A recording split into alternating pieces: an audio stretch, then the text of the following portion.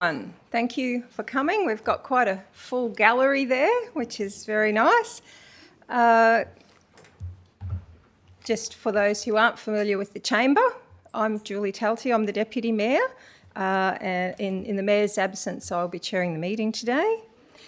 I'd like to officially open the meeting at 9:31. And I acknowledge the Quandamooka people, who are the traditional owners and custodians of the land on which we meet, and pay respect to elders past, present and emerging from all cultural communities. I'd like to remind you all that this meeting is being recorded in audio and video, and it will be live streamed. Councillors are reminded that parliamentary privilege does not extend to this chamber as it does for state and federal parliamentarians, and you are reminded to be cognisant of this in any comments which you may make during the course of the meeting. I would like to ask all speakers to remember to use your microphone when speaking, and I don't believe we have anyone attending virtually. In the event of an evacuation, I would ask that everyone remain calm and follow the directions of the staff. Our emergency exit is through the gallery doors on your left, my right, and down the stairwell straight out onto Bloomfield Street. I'll just remind the visitors present that under the public conduct during meetings of the standing orders, that we will, not without prior approval of the chairperson, make any audio, video recordings or take any photographs. Remain quiet, not disrupt the meeting in any way. That the meeting cannot be influenced or with placards or items that may cause a hazard or interfere with any person present. All visitors should be suitably dressed. And please turn your mobile devices to silent or leave the meeting to take any calls.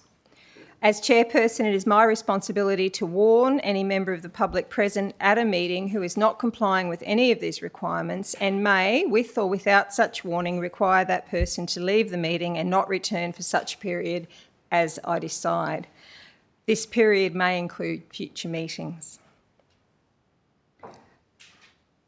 We have to, councillors, manage a leave of absence for the Mayor. So could I please have a mover and a seconder that a leave of absence is granted for Mayor Joss Mitchell? Moved Councillor Golay, seconded Councillor Bishop. And I'll put the motion. Those in favour? That's carried unanimously with Mayor Mitchell out of the room.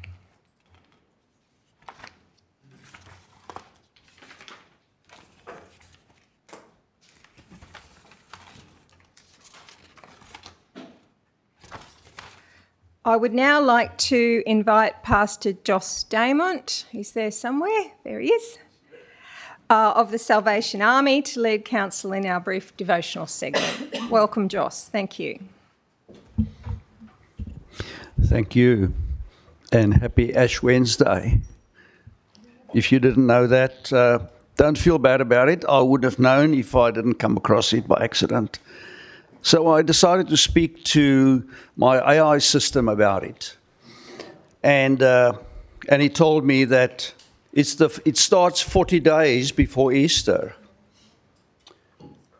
which commemorates Jesus spending 40 days in the wilderness. Only it isn't 40 days, it's 46 days. Because Sundays don't count. So there's 6 Sundays in there that don't count, because I guess on Sundays we're supposed to rest. So it doesn't count. But I want to take you back a bit further than Ash Wednesday. Yesterday was a very special day for me because I was keeping track of these dates. And as we were acknowledging the Quandamooka people, I realized that different people have different feelings about the first fleet arriving. Just over 238 years ago now, in January. And 2 weeks ago, I had the privilege of sharing about the first Christian service that was held on Australian soil, which was on Sunday, the 3rd of February, which, of course, the 3rd of February this year was on a Tuesday.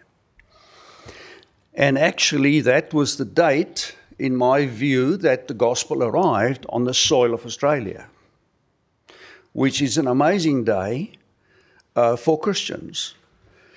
And also, I understand that some of the history that followed was not good. And we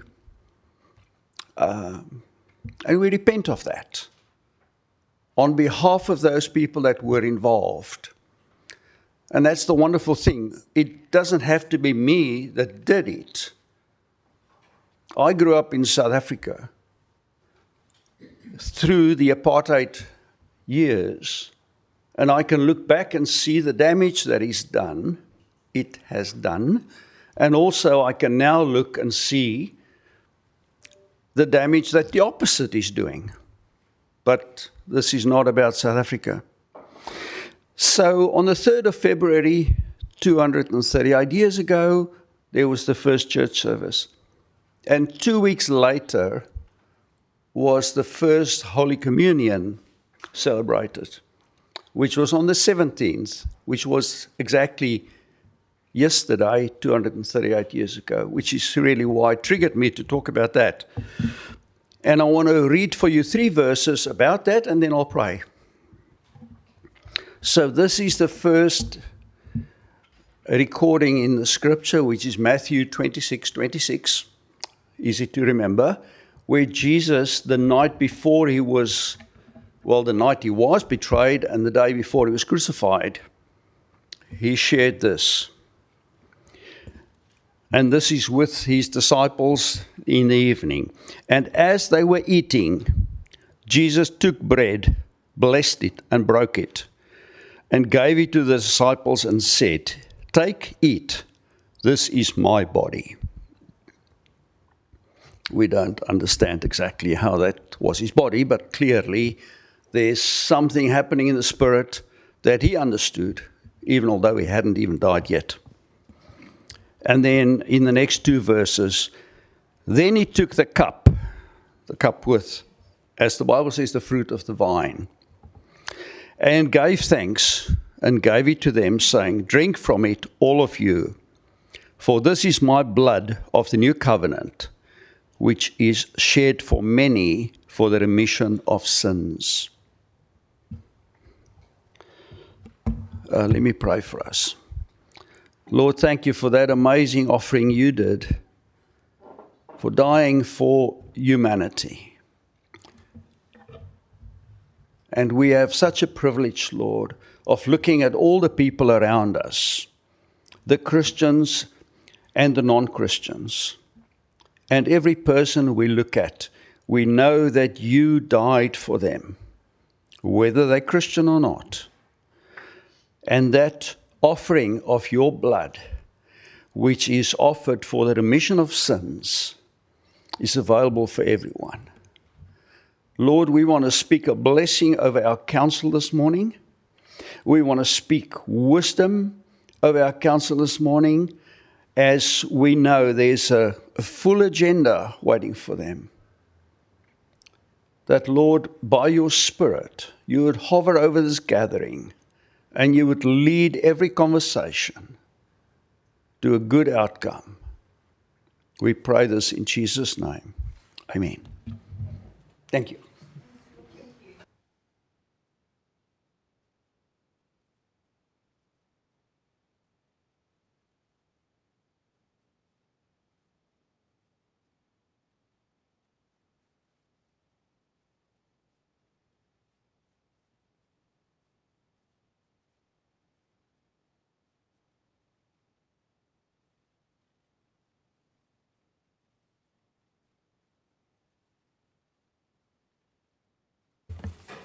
Thank you, everyone.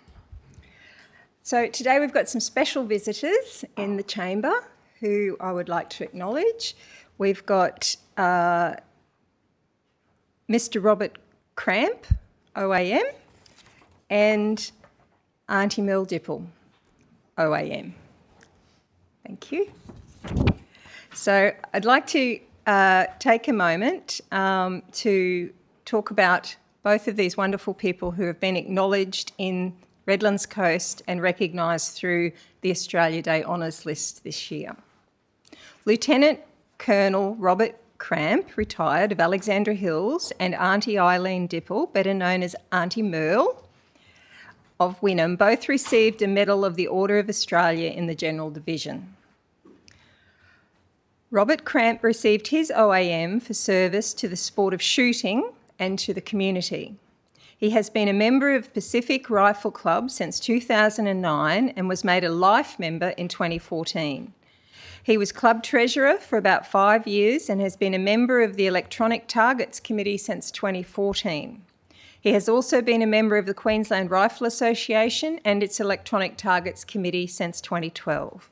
He has held roles of Chair and Deputy Chair of the Association's Armistice Centenary War Memorials Commemorations Committee and Chair of the Project Management Team.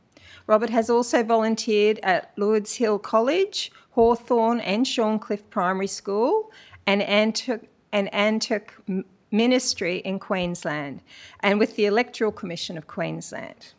He was a player with Redlands Touch Football for 23 years, from 1988 to 2011, and was a referee and member of the Referees Committee for 8 years. He served with the Australian Army within the Royal Corps of Australian Electrical and Mechanical Engineers for 22 years. He has been awarded the Defence Force Service Medal with clasp and the Australian Defence Medal, and he has this year been made an OAM, so we congratulate Robert very, very much.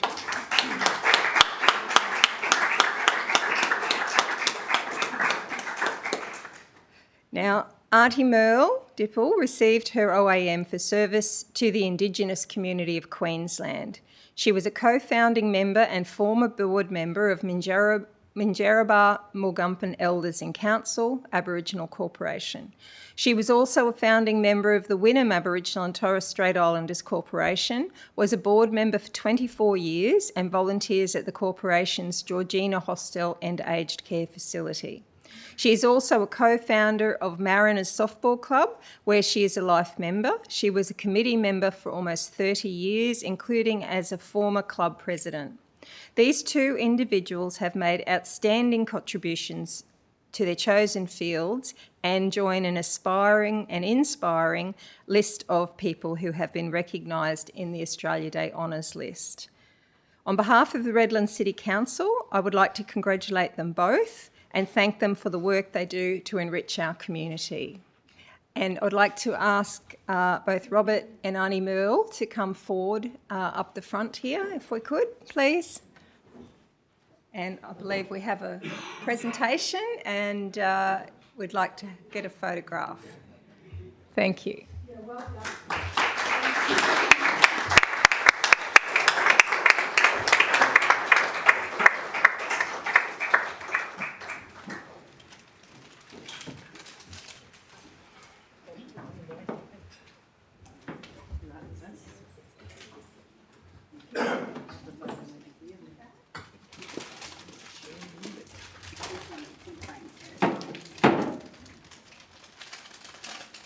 Thank you. Lovely to meet you.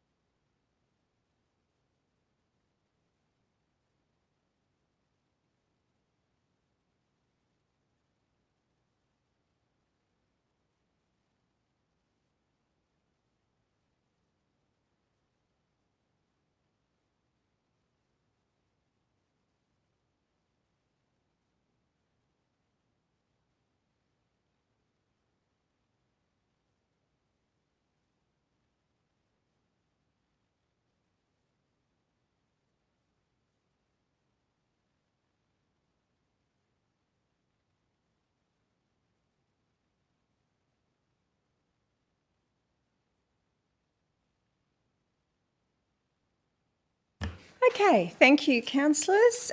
We now move on to confirmation of the previous minutes. Can I have a mover and a seconder for the minutes? Moved by Councillor Hughes, seconded by Councillor Mackenzie.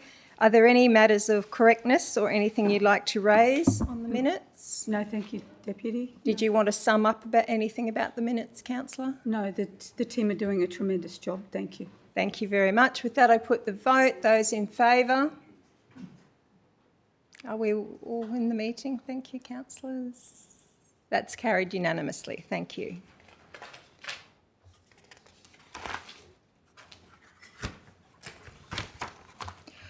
We now move to item 6 of our agenda, councillors, which is public participation. In accordance with council meeting standing orders, I would like to have a mover and a seconder to move out of formal agenda for period of 15 minutes to be made available by this resolution to permit members of the public to address the local government on matters of public interest and relating to our local government. We have 3 residents who would like to speak today. Moved by Councillor Bishop, seconded by Councillor Boglari. All those in favour? Carried unanimously. Thank you. So just before we bring our speakers forward, I have the responsibility to remind you that you may have noticed the signage in the chambers regarding public participation at our meetings. It is Council's usual practice to require any person wishing to address the meeting to state the name and suburb or organisation that they are representing as they speak and the subject they wish to speak about. This information is recorded in the minutes of the meeting, which is a public document available for inspection at Council's administration building and also published on Council's website. And I also advise that as the meeting is being live streamed, that by speaking today, you acknowledge and agree that this meeting can be seen in live stream in the public domain. I also advise that any person addressing the meeting must state their name and suburb and organisation they represent and the subject they wish to speak about, stand unless unable to do so, act and speak with decorum, be respectful and courteous, make no comment directed at any individual council employee, councillor or member of the public, ensuring that all comments relate to council as a whole. As chairperson, it is my responsibility and I have considered each application on its merits and considered whether any relevant matter and I will make my decision to allow or disallow a person to address the local government. Only those members of the public who have an approved application are able to do so, and we will determine that the number of speakers based on the time available. So we will ask for 15 minutes and that will allocate 5 minutes to each speaker today. The first speaker I'd like to call to the lectern, you see the lectern over on the side there, is Mr. Bayliss. Mr. Bayliss, if you could please move forward to the lectern, state your name and suburb or organisation you represent and the subject to which you'd like to speak. Steve Bayliss from Thornlands, talking about cycling without age, Redland Coast. Good morning, Deputy Mayor, councillors, officers, ladies and gentlemen. My name is Steve Bayliss and I'm here today to introduce an exciting new community initiative for the Redlands, Cycling Without Age Redlands Coast. Today, I'm not here with a list of requests. I'm here to put Cycling Without Age Redland Coast on your radar and to ask for your continued encouragement as we grow.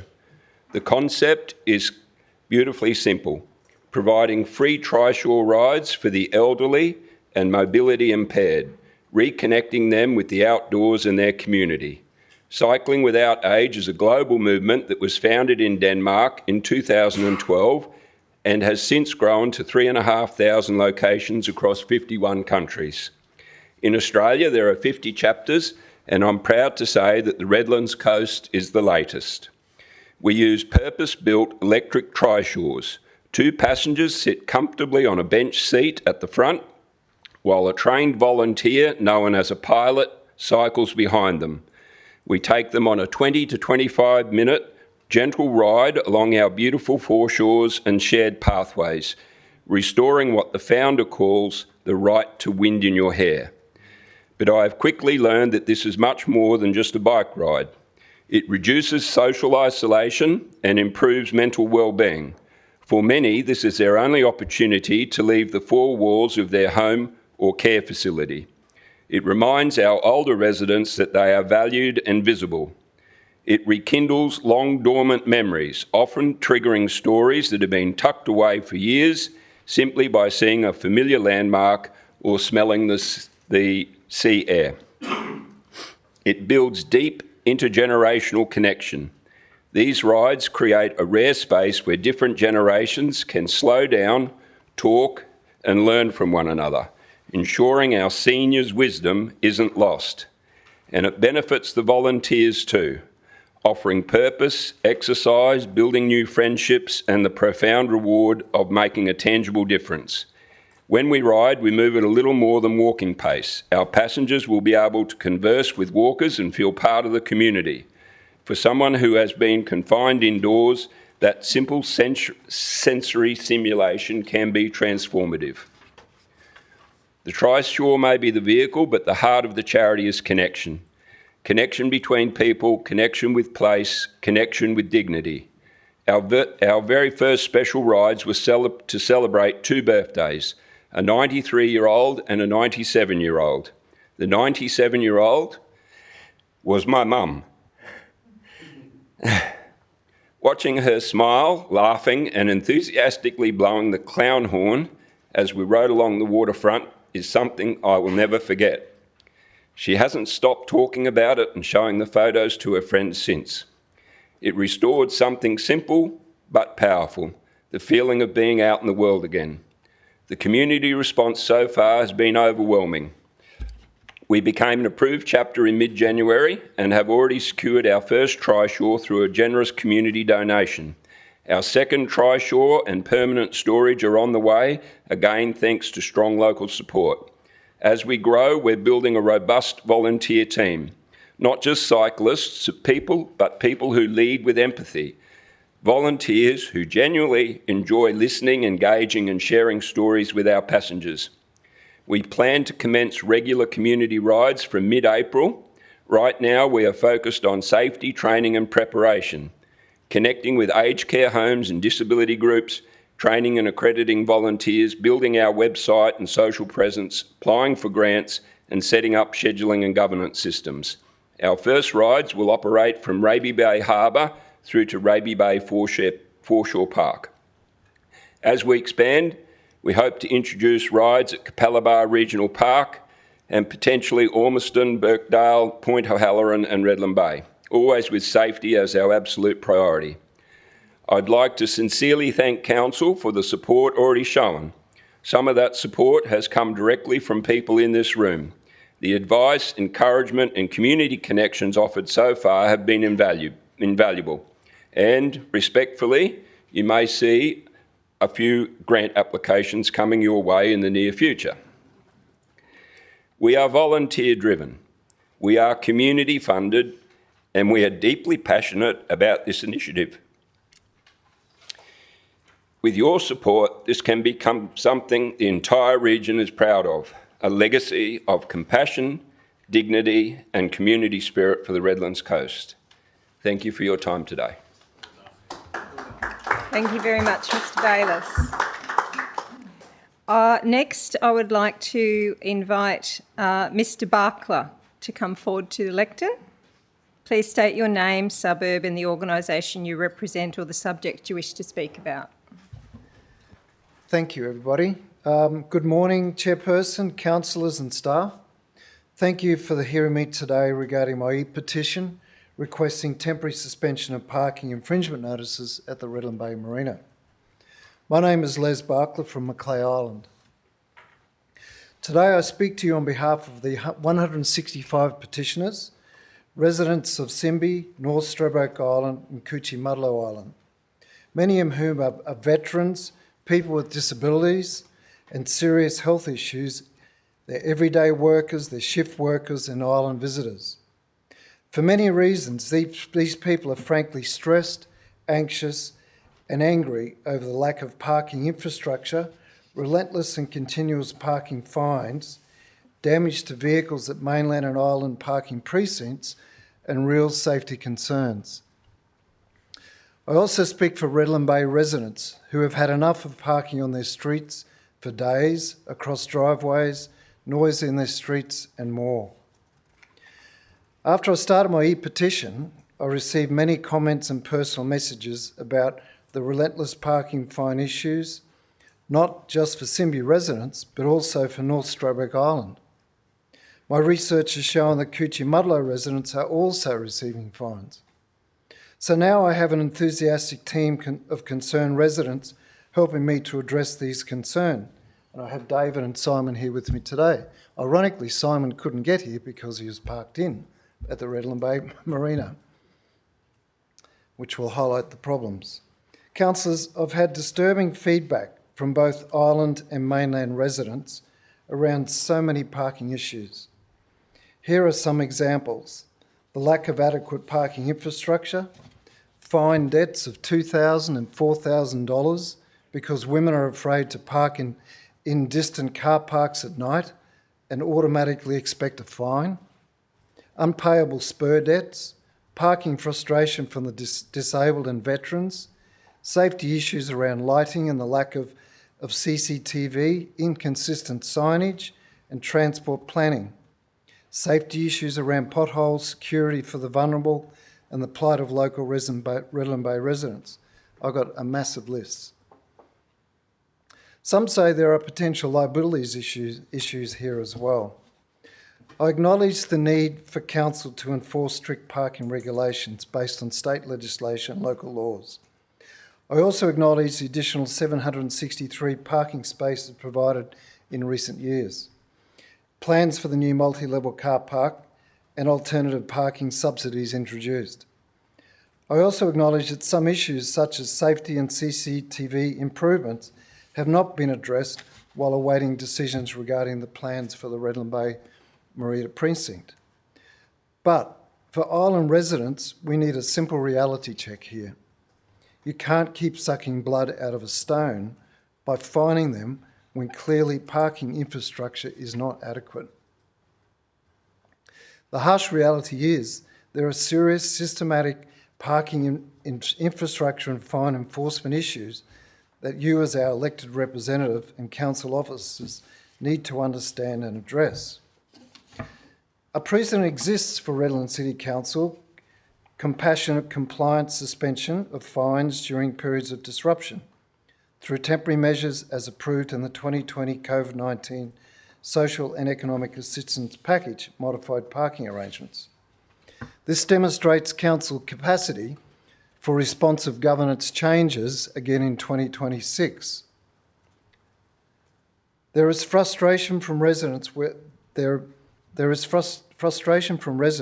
appears to be clear conflict within council, whereby one department can approve 1,260 new dwellings on Simbi since 2023, yet another department exploits the resulting pressures through parking fines. Mr Barker, I'll just remind you, you've reached your 5 minutes, so if you could wrap up soon. All right, sorry, that was supposed to go, it was all timed. Our plea to you today is for council to understand and appreciate, listen to our issues and work with us through a priority meeting with community members at the Redland Bay Marina to address our recommendations and suggested solutions, compassionate compliance, suspension of parking fines through temporary measures, as we've seen with 2020 COVID-19, establishment of a hardship protocol and parking solutions for affected island residents, and fast-track short-term, interim and long-term investment in parking and transport solutions. In conclusion, I have provided you with 2 pages summary of issues. There's a lot more. Recommendations and solutions for consideration and action with our team, who represent many island and mainland residents struggling with these issues. Thank you. Thank you, Mr Barker. I'd now invite Mr De Silva to the lectern, and just remind you please to state your name and suburb or organisation or the subject that you wish to speak about.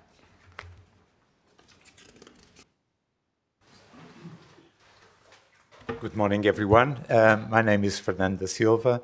I'm here to talk to you about the water supply issues in the Capalaba area where I live. I will be brief and hopefully recoup some of the time. Okay, so there are two main water supply issues in the area where we live. One is low pressure in the water supply.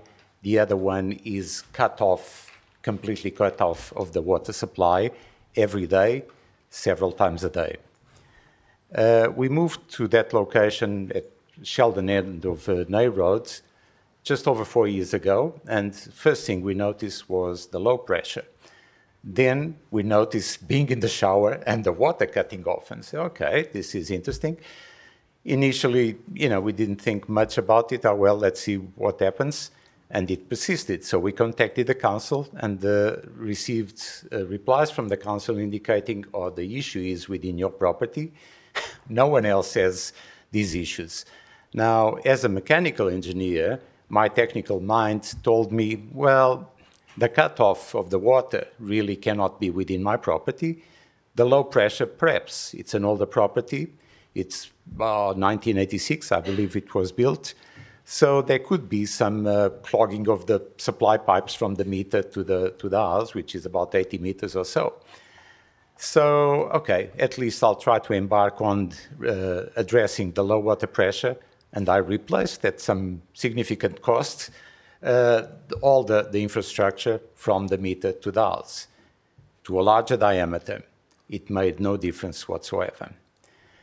We contacted the council again, and again received a very bureaucratic reply that led nowhere. Anyway, after a while, both contacting the then councillor for the area and the challenger, it was time for elections then, the council moved to install water loggers or pressure loggers and all that sort of thing. And indeed, they showed that there were cut-offs of water several times a day. Then we started talking to neighbors, and they said, look, it's been going on. We've been living here for more than 30 years, and it has always been the case. I said, well, okay, that doesn't sound right. So we've been progressing from there, and obviously SEQ Water, or the council has been talking to SEQ Water, not us directly. And apparently, there's no clear understanding of what the issues may be. There are issues, but no one knows exactly what they are, or at least that's the information that filters back to us. Obviously, this is something that is quite inconvenient. At times, it may even be dangerous. And these days, with all sorts of washing machines and so forth that are, all full of electronics, they don't like at all being cut off and restarting programs and all that sort of thing. So it hasn't happened, but it's probably something that might happen if the issue continues. So I'm here today to draw your attention to this and hopefully get some resolution to move forward in addressing this. As said, from our perspective, it has been a bit over 4 years. From some of the neighbors' perspectives, have been 30 plus years. And I think you'll know, and the councillor for the division will probably be able to tell you more about that. There's been at least 26 other properties in the area that have come forward saying we have exactly the same issues that you've been raising. So it's not an isolated issue. From our perspective, we don't believe that it's right that we pay exactly the same excess charges. I'm not talking about consumption, but excess charges for a service that we don't get in its entirety. Other residents of in the council area pay the same, but they receive a different service, a better service, I would argue. So that's really what this is about. As I said, I promised I would be brief. So I will conclude here just saying, yes, I do trust and hope that we will get a resolution soon because, well, whatever the technical issue is, I'm sure it can be addressed. Thank you very much. Thank you very much, Mr De Silva. Thank you, councillors. With that, can I have a mover and a seconder that the meeting's standing orders resume, please? Moved Councillor Mitchell, seconded Councillor Golay. All those in favour? That's unanimous. Thank you. Right.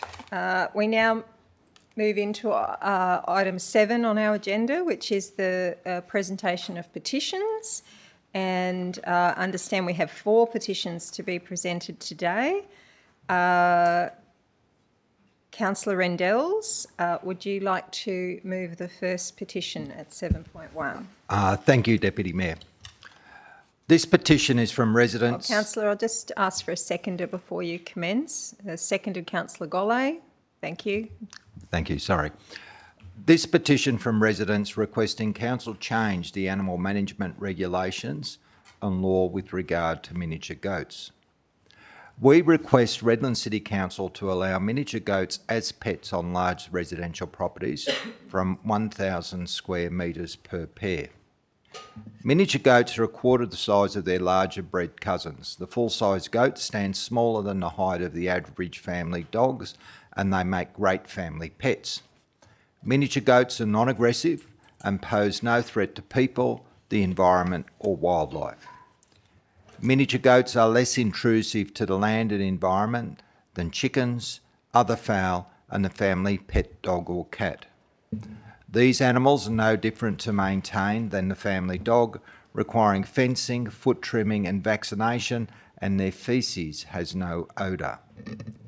Miniature goats are good for natural lawn maintenance, safe in nature areas, not posing a threat to wildlife, and the various breeders' associations state miniature goats only require 1,000 square metres per pair, far less than Redland City's current requirements. Allowances have been made for other small livestock such as chickens, ducks, geese, guinea fowl and turkey, and we ask the same allowance be made for these miniatures due to their docile nature, non-intrusive design and versatility as both useful to a home, good for the natural environment and making great loving pets. I move that this petition be received and referred to the Chief Executive Officer for consideration and a report to the local government. Thank you, councillor. Those in favour? That's carried unanimously. Thank you.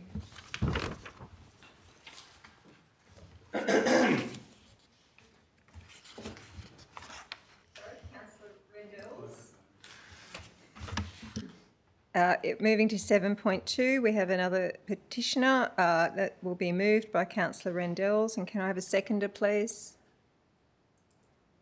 Seconded Councillor Bishop. Councillor Rendells, would you like to present petition 7.2? Thank you, Deputy Mayor. This petition is from residents requesting that Council immediately cease issuing parking infringement notices at the Redland Bay Marina parking precinct until the proposed multi-level car park is constructed and overflow parking issues are resolved for Simbi residents. Based on, number 1, Council has not kept pace with required parking infrastructure at the marina area to meet current and foreseeable demand due to A 17.48% increase in Simbi population since 2021, or 17,718 in 2021 to 9,067 estimate in 2024.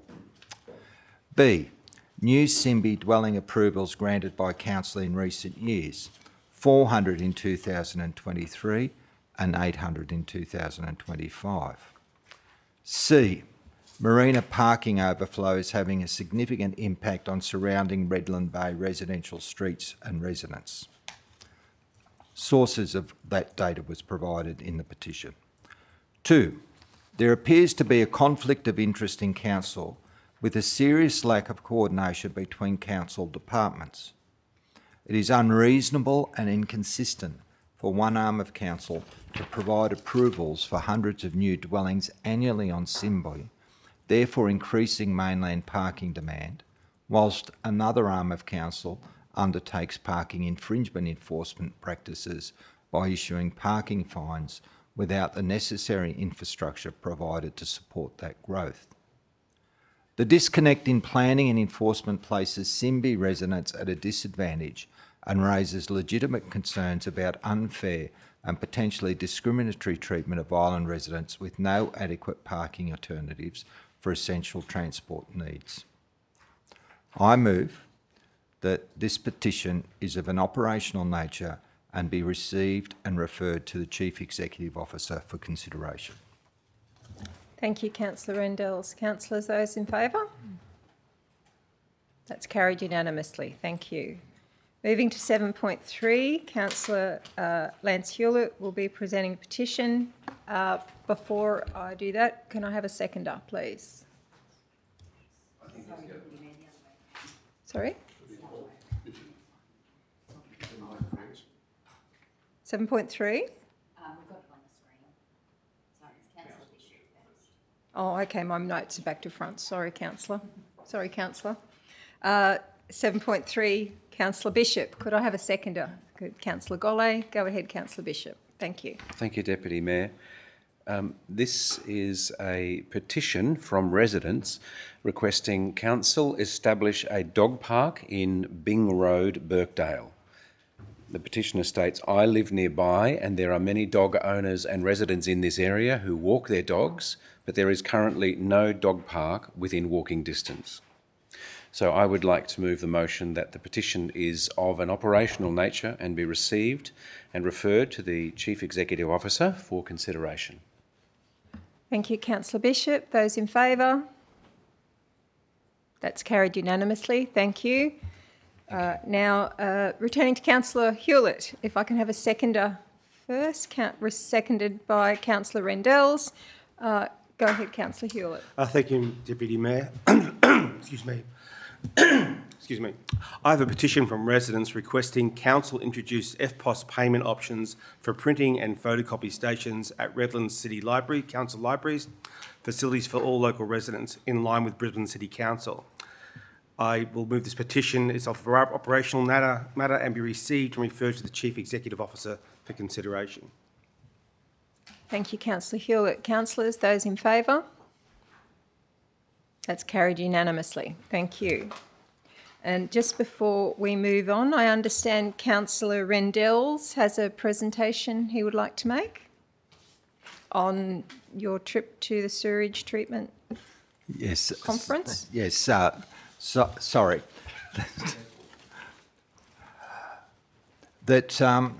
In November I went to the Australian On-Site Wastewater Conference in Adelaide, and it was a valuable opportunity to gain knowledge and understanding of key principles of wastewater treatment systems. Most importantly, a detailed understanding of how different systems operate, performance, environment testing outcomes and system design to overcome challenges of soil type, land size and design. Information was presented across Australian and international jurisdictions. Field visits allowed us to look at how wastewater management works in Adelaide, and one of the key points there is that they have approvals for overland private transport of wastewater through easements and covenants, so they actually buy the wastewater off Adelaide or water and put the infrastructure to ship it out to the farms. Also looking at more innovative wastewater systems in some of the wine producing areas, including dispersal of water purchased from Adelaide and large on-site wastewater treatment systems for tourism. Totally off the shelf, totally different than what we do here.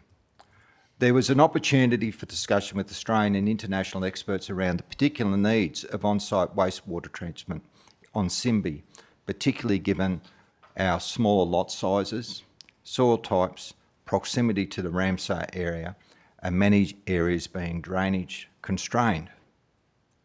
Reassuringly, Simbi's challenges are not unique, and we can learn from successful approaches used elsewhere. For example, 40% of properties in Ireland are drainage constrained on septic systems.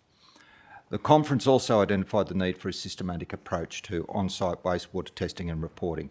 I have a copy of the program with speakers and a summary of each one if people want it. Key learnings: there are options to improve domestic gravity-fed systems, using of raised transpiration beds on drainage-constrained sites, more thought about wastewater as a resource and reuse in irrigation, and incorporating it into the landscape. So I will leave it there, that the report is available if people want to have a look at it. Thank you. Thank you, Councillor Rendells.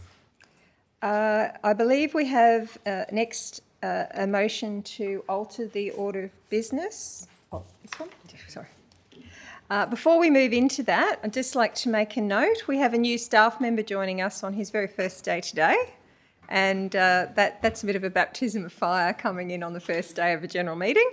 So we'd like to welcome Warwick Agnew, who is our new General Manager of Organisational Services. So welcome, Warwick. Thank you. I'll give him a go.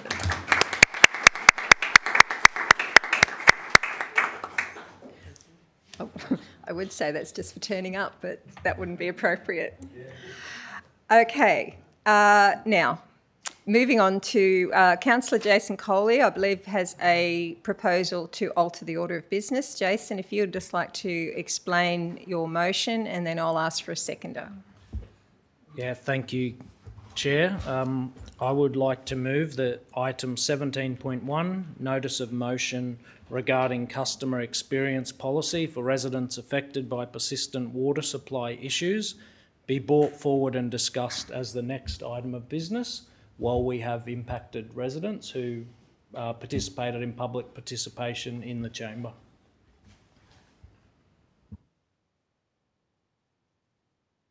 Sorry, thank you, Councillor. Do I have a seconder for that proposal? Seconded by Councillor Mackenzie. I do have a note here. I believe it becomes... No, I'm working on that. Quite correct, Councillor. I believe it will be a numbered 14. Councillor, it will occur. Councillor Rendell also has a motion to alter the order of business, and then we'll go straight to Councillor Coley's. Right, so Councillor Coley's will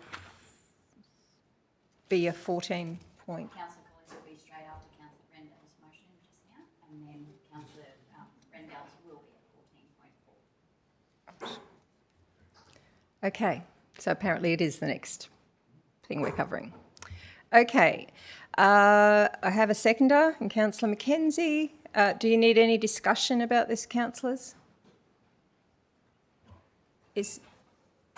Just a question, clarification. I thought that we went through the standard officer updates, and then when we get to the agenda starting, I think at 13, that's after the reports from CEO, that's when we commence the discussion if we bring something forward. I just seek clarification on that and understanding orders, and forgive me for not having that to hand, but I just wanted to check that.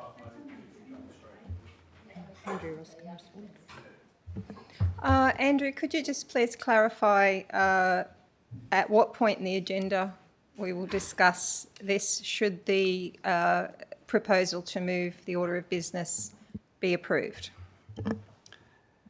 The order of business is subject to council. There's a motion to move the order of business forward for the community in the room. I believe if council has decided for it to come directly after item 8, that's where it will list, and then we'll proceed as we normally would to item 9, 10, 11 and so forth. Thank you very much. Okay, thank you. I think sometimes we do it that way, and in this case the motion has requested it be this specific way. Okay, with that, yes, councillor? Oh, yes, I'll come to that. I've got to take this vote first. Thank you. Yes, councillor? Are the residents still here? Okay. Yes. So I note the speakers have left the room. They have, no, other speakers, not the speakers okay. relevant My to this. mistake. Thank you. Thank you. Okay, with that, councillors, I'll put the vote. Those in favour? That's carried unanimously. Thank you. So we will be going straight to that. So we will deal with what was 17.1, and then we will deal with another change of order through Councillor Rendell's. But first of all, we will deal with Councillor Coley's customer experience policy for residents affected by persistent water supply issues matter. So, Councillor Coley, I take it you are moving the motion as it appears there on the screen. 1 second, Councillor, just let me take That's the move correct. and I'd seconder, like and to then I'll come move to you. an amended motion to what was published in the agenda, and I will read that for the benefit of the community at the opportunity. Okay, thank you. Can I have a seconder for that? Seconded by Councillor Mitchell. Just before I move back to you, Councillor Coley, Councillor Bishop, have you got a point of order? Is that... It was clarification. I don't want to raise a point of order, but I had thought that we dealt with the other proposed change to item 8, which was that there was another item that would be dealt with and that we would get to the end of 8, which would then bring us to this discussion. I just wanted to get clarification. Given that the wording of the motion that was just passed by Council was that this be the next matter to consider, we're moving to this one. Thank you. Thank you. Go ahead, Councillor Coley. Yeah, thank you. The motion is that Council resolves as follows: to acknowledge an ongoing intermittent water pressure interruption exists and has been verified by Redland Water in properties south of trunk main infrastructure in high-level pressure zones centred around Mount Cotton Road, Nay Road, School Road, Howlett Road. That a report be brought back to Council which reflects and recognises this lower level of service for impacted customers, giving consideration to the adoption of a pricing concession mechanism if remediation or improvement of the intermittent pressure issues are unable to be addressed. That Council's investigation should seek to establish the level of service interruption experienced at each property, the current and future risk of such interruptions across the city, and where impact is significant, should establish an equitable, compliant, financial concession pathway with eligibility criteria relevant to the level of service interruption. And I'll speak to this motion, which I did say is amended from what was published in the agenda, and I'd like to thank my colleagues for the discussions that we all have had over the last couple of days to bring this before you today. And I'd also like to thank the council officers who have assisted in this process. We've had officers from the legal team, from finance, and also from the water team. And I'd like to give a special shout out to our group manager for City Water, Jason Lee, who he's lived and breathed this as long as I have. Jason started with council as I came in as a councillor in 2024, and he's really done some great work to purchase the loggers initially so that we can record these. We can record these instances, and we have the data to validate the claims that residents have been making, as we heard earlier, in some cases for decades. So it's been a long wait for Division 9 residents, certainly those in Capalaba, but this is a positive step forward. Formal and public recognition that this is a real issue which has real impacts on the residents in Capalaba. This issue has been validated, as we've stated. This isn't speculative or anecdotal evidence that we are hearing this today. It has been validated by the pressure loggers. SEQ Water have been involved. Council officers have been working very hard over the past couple of years. And I would like to just say as well that this is a fight I've been having right from the outset, from being elected. Literally from the first week that I started as a councillor, I've had multiple briefings with Redlands Water, with SEQ Water, multiple times they've been out here, including a meeting with the CEO of SEQ Water. So I want to assure residents that certainly I am, and council officers are doing everything we can to try and address this issue. Just last year in July, it was also featured on the front page of the local newspaper, Redland Bayside News, the impact that this issue is having on residents. And there are approximately 26 that have identified already, but I'm sure that there is greater impact than those who have identified by self-identification that this is an issue impacting their property. Unfortunately, despite the best efforts of SEQ Water and Redlands Water, this issue remains unresolved, and that's why this motion is here today. By bringing a report back to Council, the intention is to establish a pathway forward to address the concerns of our residents. This is something which I've heard many reports about, and they do want a resolution. As I mentioned, the infrastructure upgrades that may potentially be required as yet have not been delivered. So this is a step forward to ensure that we can do something to respond to the residents' concerns. Thank you, Chair.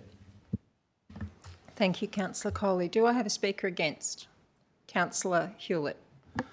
Thank you, Deputy Mayor. I do acknowledge the residents, and the gentleman spoke very well. I'm just concerned from the workshop that we had that this isn't a council issue.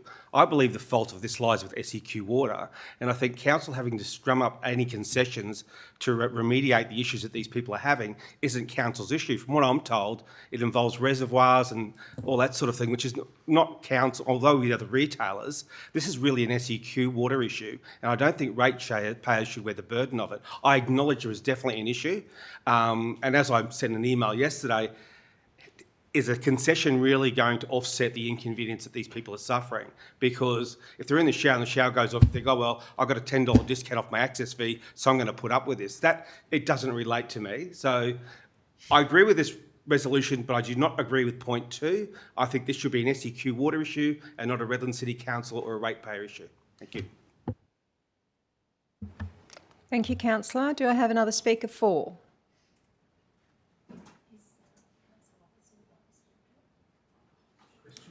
Not to my knowledge. Are they actual questions, Councillor? Genuine questions? Okay, I'll go to Councillor Bishop for a question, and then I have a few other councillors with questions. Councillors, can you please ensure today that when you are given the opportunity under standing orders to ask a question, that is what you do, and you don't need to have a long preamble before you ask a question, because we all have done a workshop and we all understand the issue. Thank you.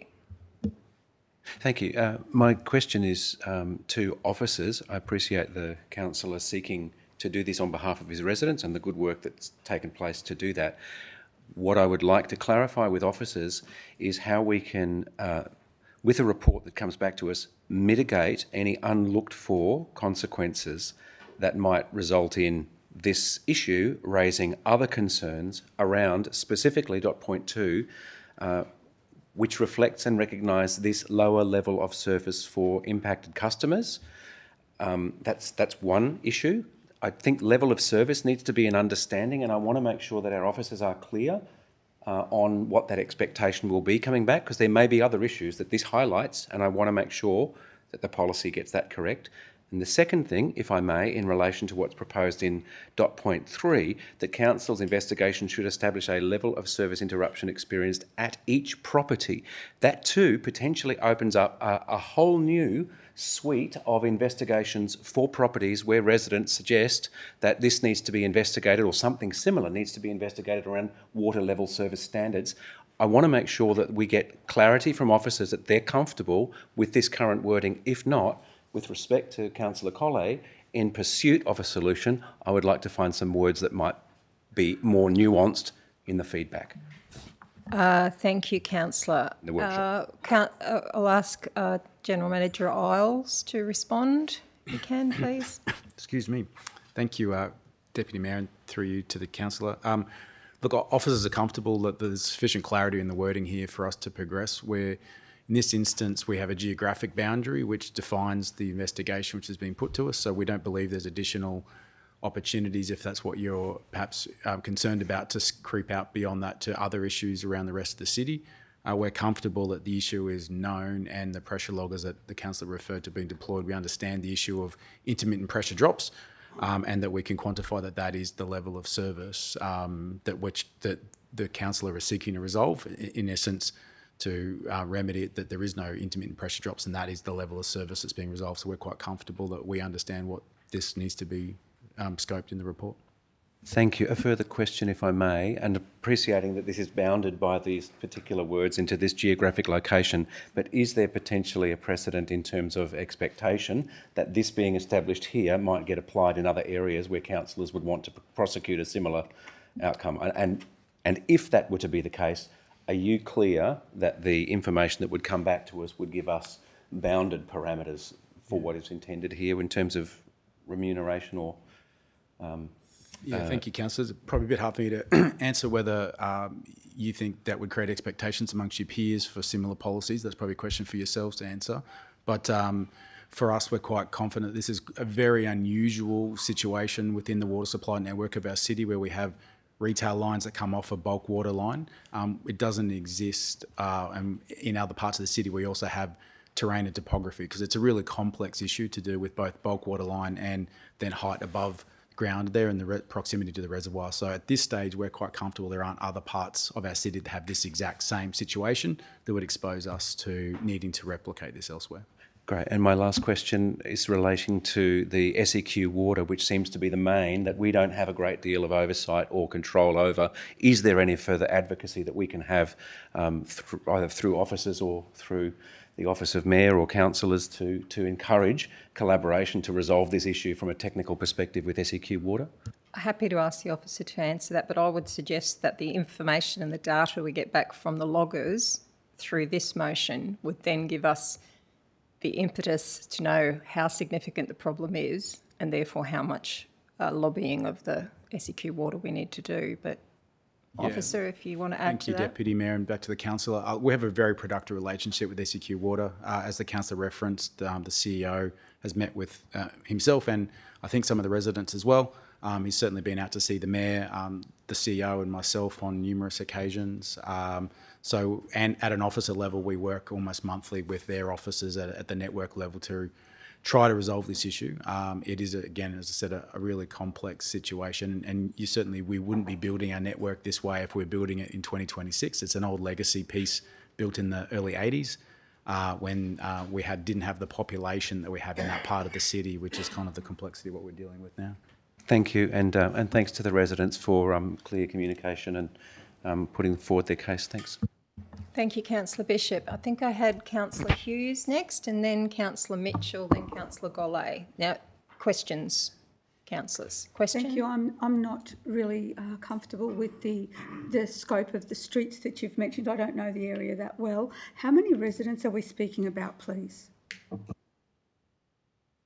Councillor, I believe the number of 26 properties has been noted, but part of this investigation is to confirm that it's limited to that number of properties or to establish if we have a wider problem of which we're unaware. So we can't know that until this report comes back.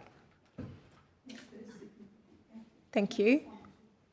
Yeah. Councillor Mitchell.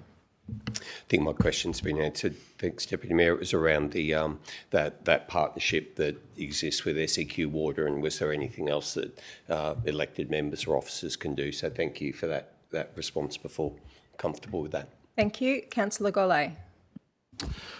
Thank you, Deputy Mayor. Through you to Councillor Colley, if I may. Has any representation been made to the state MP for Capalaba, Mr Russell Field, given the fact that this is SEQ Water, and what advocacy has he undertaken, especially for what is a state agency, to address this matter?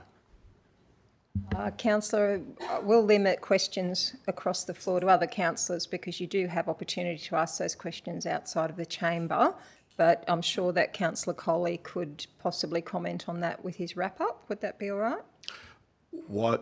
It's fine, but I think it's a valid point because once again, council is taking on the burden of what is a state government agency, and I am all for supporting the community in their time of need, especially if it's going to cause impacts down the line. For me personally, I'd take the farming approach and put a water tank on each house and a pressure pump to pump direct into the house, but SEQ Water haven't offered that. And that would be something that the state MP could actually advocate directly to SEQ for. And from my understanding of all the work that's been done by council, that advocacy piece hasn't been undertaken, and I'd like to know whether that's true or false, or where Mr Field is actually at on this matter. Thank you, and I'm sure that the local area councillor will, when he has this data, write to MP Field and see what support he can provide. But would you like to wrap up, councillor, and any comments you've got on those matters could be included? Sure, thanks, Chair. I will respond to Councillor Gollay's question.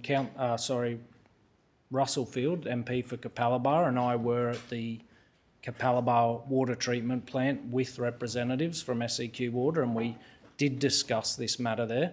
I don't work in his office, so I'm unsure what he has done with this since that meeting, which was late last year, so I can't comment on that, but he's certainly aware of the issue. I have raised it with him, and what action he's undertaken, I'm not too sure. But councillors, I think that a couple of points of clarity. Our residents do not have a relationship with SEQ Water. They purchase water through Redland's Water, which we govern as Redland City Council. This is not a relationship between our residents and SEQ Water. What mechanism is available for our residents to go to SEQ Water to deal with this issue? Sorry, councillor, I'd just like to remind you of Standing Order 8.16. Hold it, councillor. Thank you. Don't need a councillor. I'm going to ask you not to address councillors across the floor. Because it's not. Councillor, that is not for you to decide. Thank you. Go ahead, councillor Coley. Thank you, Chair. I will wrap up by suggesting that the details in this motion, which has been developed with the consultation of councillors, absolutely taking in some of the feedback which was provided yesterday, raises some important points about this motion being specifically about properties in this geographical area which have been verified as impacted by this issue. It also speaks to consideration to the adoption of a pricing concession mechanism. It's not suggesting that that is the route we will go down. A report will come back to council where we will have additional information which will inform us on the best path forward to manage this issue for our residents. Somebody raised a precedent, and the precedent that I'd like to set today is that I'll fight for my residents. When there is an issue that impacts them, I'll go into bat for them. I'll do everything that I can to ensure that they get a suitable resolution for the issues that matter to them. Thank you, Chair. Thank you, councillor Coley. And with that, I put the motion. Those in favour? There's a division. Those in favour are councillor Boglari, councillor Mitchell, councillor Gollay, councillor Rendels, councillor McKenzie, councillor Hughes, councillor Coley, councillor Bishop and myself. Those against are councillor Hewlett. Thank you, councillors. Now we return to councillor Rendell's motion to alter the order of business under number 8. Before we move forward on the motion, could I have a seconder? Councillor McKenzie is seconding. Councillor Rendels, would you like to put forward your motion, please? Yes, thank you. I'd like to raise a motion that the outstanding matter regarding Simbi Community Facility, which is today listed as item 9.8 in the agenda, be taken off the table to be considered as part of the Community and Customer Services reports at new item 14.4. Thank you, councillor. Do we need any debate on this, councillors? It's just bringing a matter off the floor. Yes, we'll still move to the CEO's report, so it'll all be covered. Okay, thank you, councillors. With that, I put the motion. Those in favour? That's carried unanimously. Thank you. Thank you. And with that, we move to 9, and I hand over to the CEO to go through matters outstanding from previous general meetings. Thank you, Deputy Mayor. There are several matters that are outstanding from previous general meetings. Item 9.1 is the draft Birkdale Community Precinct Local Government Infrastructure Designation Consultation Report. A report will come to a future meeting of Council. Item 9.2, the Birkdale Community Precinct. A report will come to a future meeting of Council. Item 9.3, Cleveland Town Centre Revitalisation Project Update. A report will come to a future meeting of Council. Item 9.4, Indoor Sports Facilities Planning. A report will come to a future meeting of Council. Item 9.5, the Notice of Motion for clearing watercourses of flood debris to mitigate flood risks. A report will be brought to the general meeting of Council, and that's scheduled for the 18th of March 2026, so next meeting. Item 9.6 is outstanding. That's the potential property disposals leases at Capalaba, and a report will come to a future meeting of Council. Item 9.7, Notice of Motion from Councillor Shane Rendells for the public toilets of Russell Island. A report is listed to be addressing this matter at 19.3 of today's agenda. And item 9.8, Community Facility Update, New Southern Moreton Bay Islands Youth and Community Centre, as resolved at item 8 that we just covered. For motion to alter the order of business, this item will be discussed at item 14.4 on today's agenda. Thank you, Deputy Mayor. Thank you, CEO. Is it on the order of business or? Oh, sorry. Yes, you have a question on one of the items? Yes, thank you. It's just a question, and if I may, I'm happy for this to be a question on notice. Just in relation to the 2 dot points 9.1, which is the draft Birkdale Community Precinct Local Government Infrastructure Designation Consultation Report, and 9.2, the Birkdale Community Precinct, which addresses acknowledging that this site is a matter of special community interest. The question is, would the second report come to us ahead of the Local Government Infrastructure Designation report, and just in terms of sequencing? And I'm happy for that question to be on notice. I just wanted to clarify that so that we've got information substantive, which may influence our decision-making or thoughts about the LGID would be helpful just either now or at a later point. That would be great. Thank you. Thank you, Deputy Mayor, and thank you, Councillor, for the question. These items are brought back to Council when they are ready for Council consideration, not in the order that they're presented in the agenda. So we will make sure that the right order and sequence of those reports comes to Council as appropriate. Thank you very much. Thank you, Councillor. Thank you.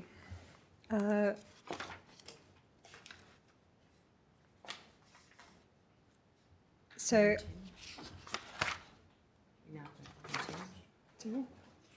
Item 10. Item 10, yes, sorry. Okay, councillors, we're now at item 10 in the agenda, which is where we just are reminded of our necessity of declaration of prescribed conflict of interest and declarable conflicts of interest. So I will take a moment to remind you all of your responsibilities in relation to a councillor's prescribed conflict of interest and declarable conflicts of interest at a meeting. Details of these responsibilities are outlined in your agenda. Please be reminded that all interests need to be declared at a statutory meeting of Council. This means any prescribed or declarable conflict of interest relating to an item being discussed at a non-statutory meeting needs to be declared at the general or special meeting preceding the discussion of that non-statutory meeting. A potential list of items to be discussed at all non-statutory meetings is made available to you on the councillor portal, and I believe Councillor Coley has a declarable conflict of interest he would like to put to the meeting today. Yes, thank you, Chair. I'm just trying to find my form here, which I seem to have misplaced, but I have a declarable conflict of interest in relation to item 14.1, the new lease for Coochie Mudlow Island Surf Lifesaving Club Incorporated. The president of that club, Brad Minton, is a personal friend of mine. I believe that I can make a decision in the best interests of the city without having to leave the room or be excused from the vote. Okay, so can I have a mover that Councillor Jason Coley may participate in all future statutory meetings, including voting on the matter, non-statutory and information meetings of Council in relation to the item described as 14.1 new lease Coochie Mudlow Island Surf Lifesaving Incorporated? Can I have a mover and a seconder for that? Moved Councillor Mitchell, seconded Councillor Bishop. All those in favour? Okay, we have a division. Could I just see those in favour? Is Councillor Bulgari, Councillor Mitchell, Councillor Hewlett, Councillor Rendells, Councillor Mackenzie, Councillor Bishop. All those against? Against are Councillor Coley and Councillor Hughes. Apologies. Councillor Golay and Councillor Hughes, and Councillor Coley has not voted because his declaration. Oh, sorry, and I'm an affirmative. Thank you. That is passed.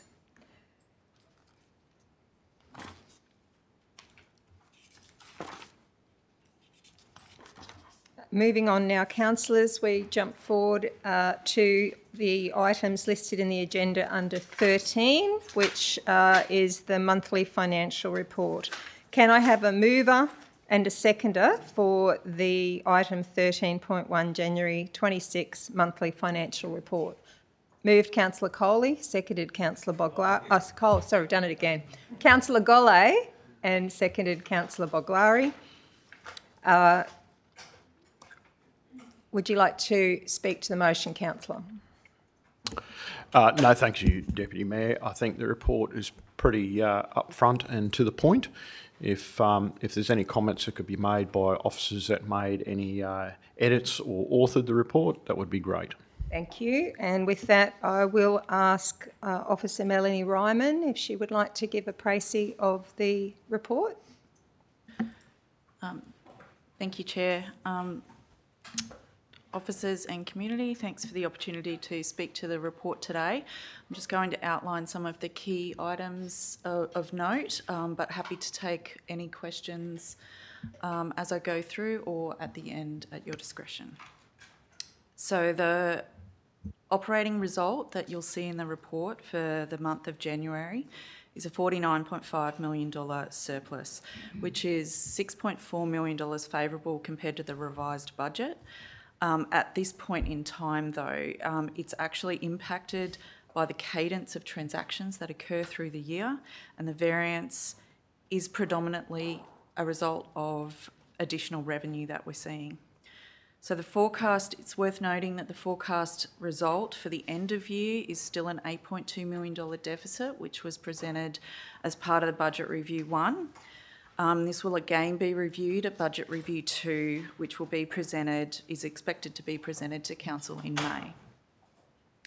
So the revenue, the recurrent revenue that you'll see in the report is currently $6.8 million favourable to the revised budget. It's predominantly being driven by increases in fees, which is due to some higher volumes that we're seeing in development applications, plumbing assessments, plan sealing fees and ferry licensing fees. So it's noteworthy is that the ferry licensing fees is actually a positive variance. It's a timing variance at this point in time, and it is expected to level out between now and the end of the year. So that was for the ferry licensing fees. So the interest income, you'll notice, is $1 million higher than expected, and this is due to better than estimated interest rates on investments. So the sales revenue is $0.8 million higher than planned, and this is largely due to revenue received from work performed on private properties. So the other income is $0.75 million favourable, and this is primarily due to some insurance recoveries that we've received. Capital revenue is of note $17.9 million unfavourable, and the timing of these grants is notoriously hard to predict due to the way grants occur through the year. We do need to, this was revised down at Budget Review 1, and we will need to review this again at Budget Review 2, so that's for capital grants. Expenditure. So for the recurrent expenditure, this is actually tracking $0.4 million unfavourable compared to the revised budget. You'll notice that employee expenses are $0.7 million favourable compared to the revised budget, which is a swing from the December report, which was $0.3 million unfavourable. Materials and services is the big one here, which is $4.1 million unfavourable. As mentioned at previous meetings, this is largely due to some additional costs associated with the clean-up efforts for Tropical Cyclone Alfred, and the additional tree maintenance is a large contributing factor there as well.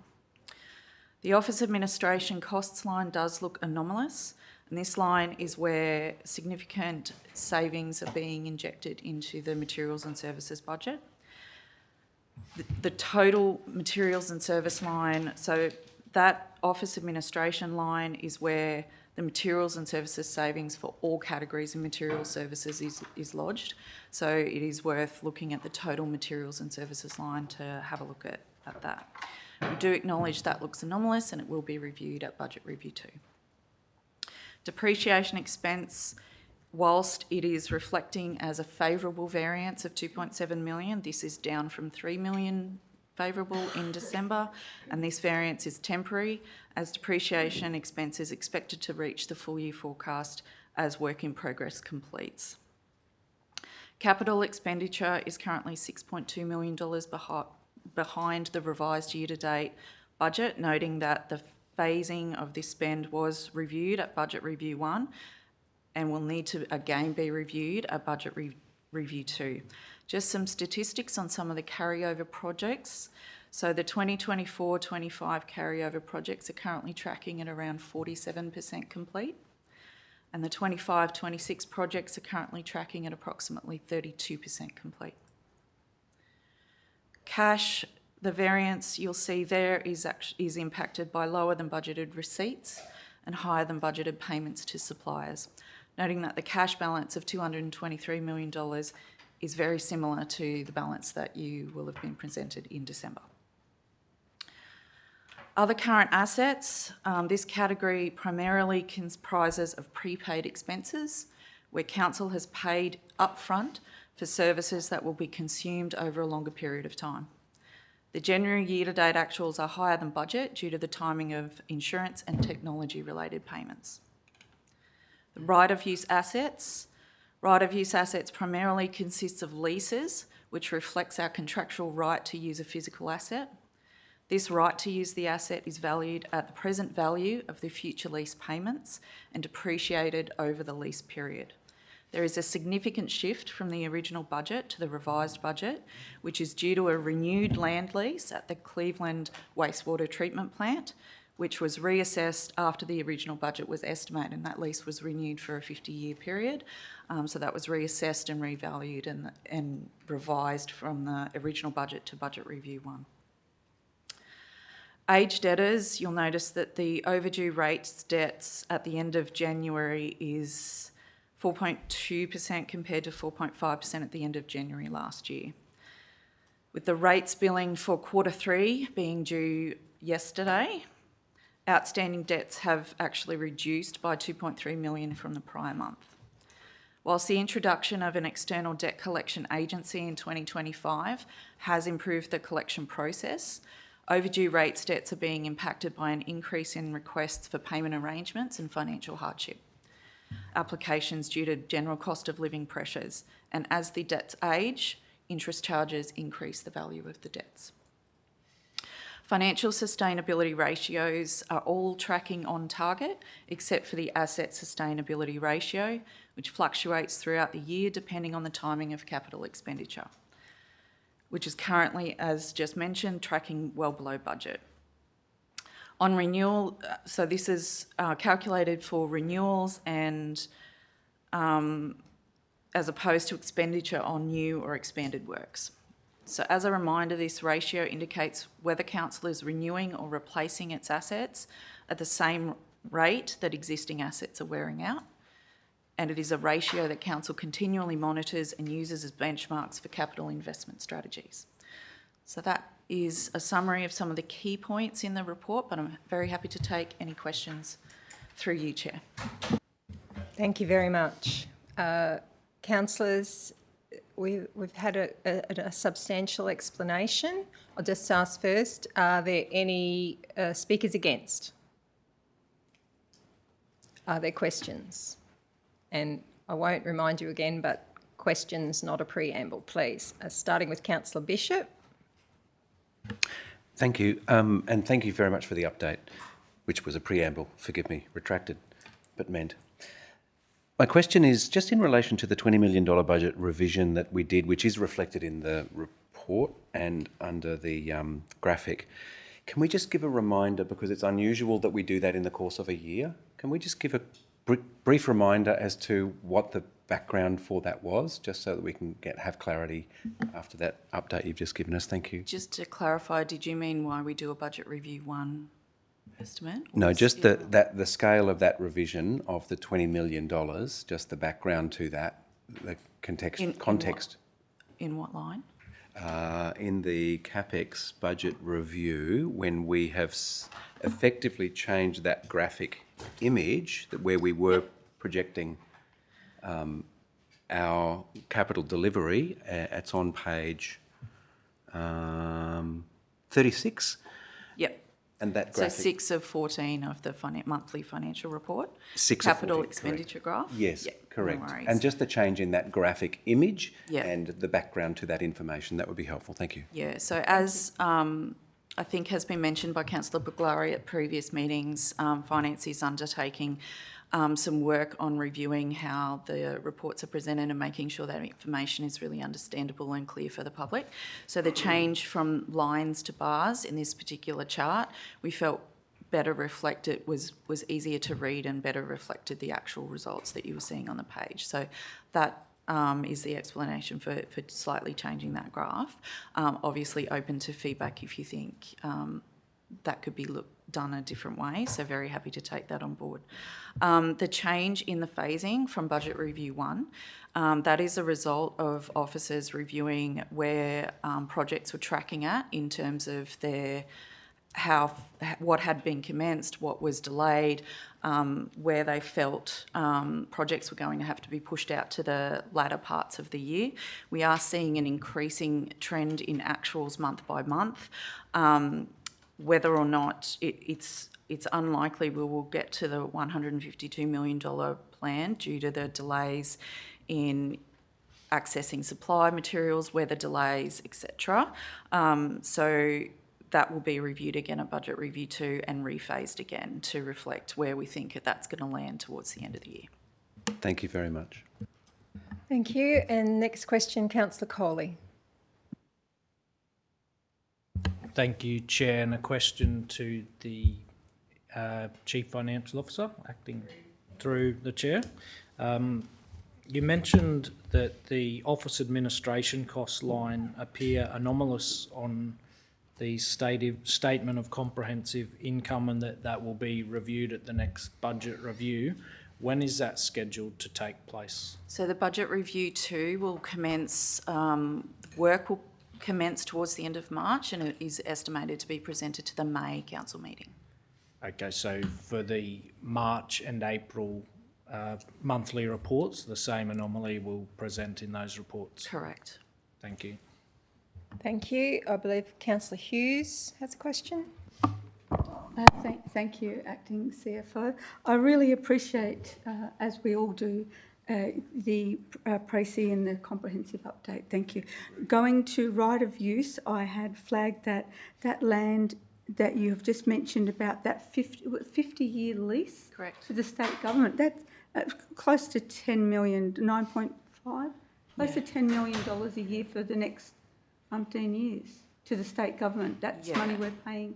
Yeah, so it's to value a right of use asset, it's the present value of the use that we get from that land over the course of the lease. So it's a 50-year lease.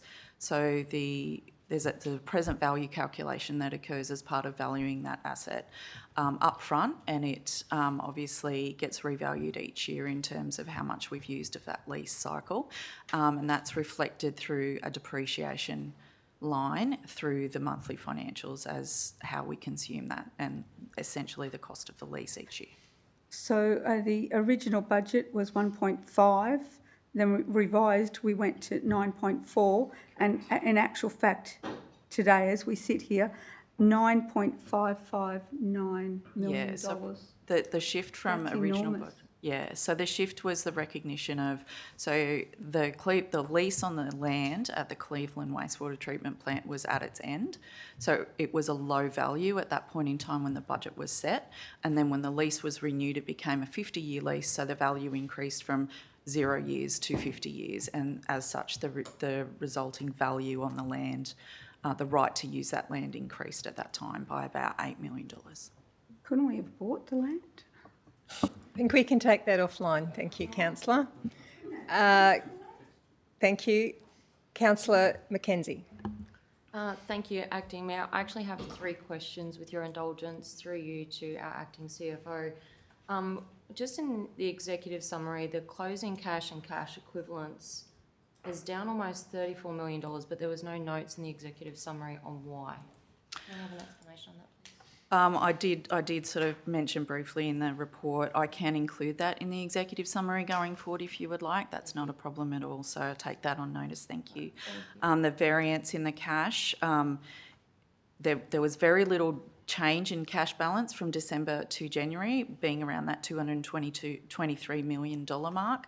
The variance to budget is largely a result of when the ebb and flow of transactions occur over the year. So it's difficult to predict when that occurs sometimes when we set the budget, and it is something that we will review for future budget setting cycles in terms of the cadence of the transactions to get that a little closer. Thank you very much. My next question is on our statement of comprehensive income. We report on rental income, but we don't report on rental expenses, and you've just explained that we've just signed a 50-year lease to the state government for our wastewater treatment plant, and we do actually hold 10 leases with the state government at considerable expense to ratepayers. So is it possible to report on that in recurrent expenses, that rental expense? That'll be in the depreciation expense line that's reflected, but I can take that offline and have a chat about how you might like to see that reflected. That would be fabulous, because I note that, you've just mentioned the expensive wastewater treatment plant lease, yet NFPs get $1 peppercorn leases from the state, yet we're paying millions of dollars in leases to the state government.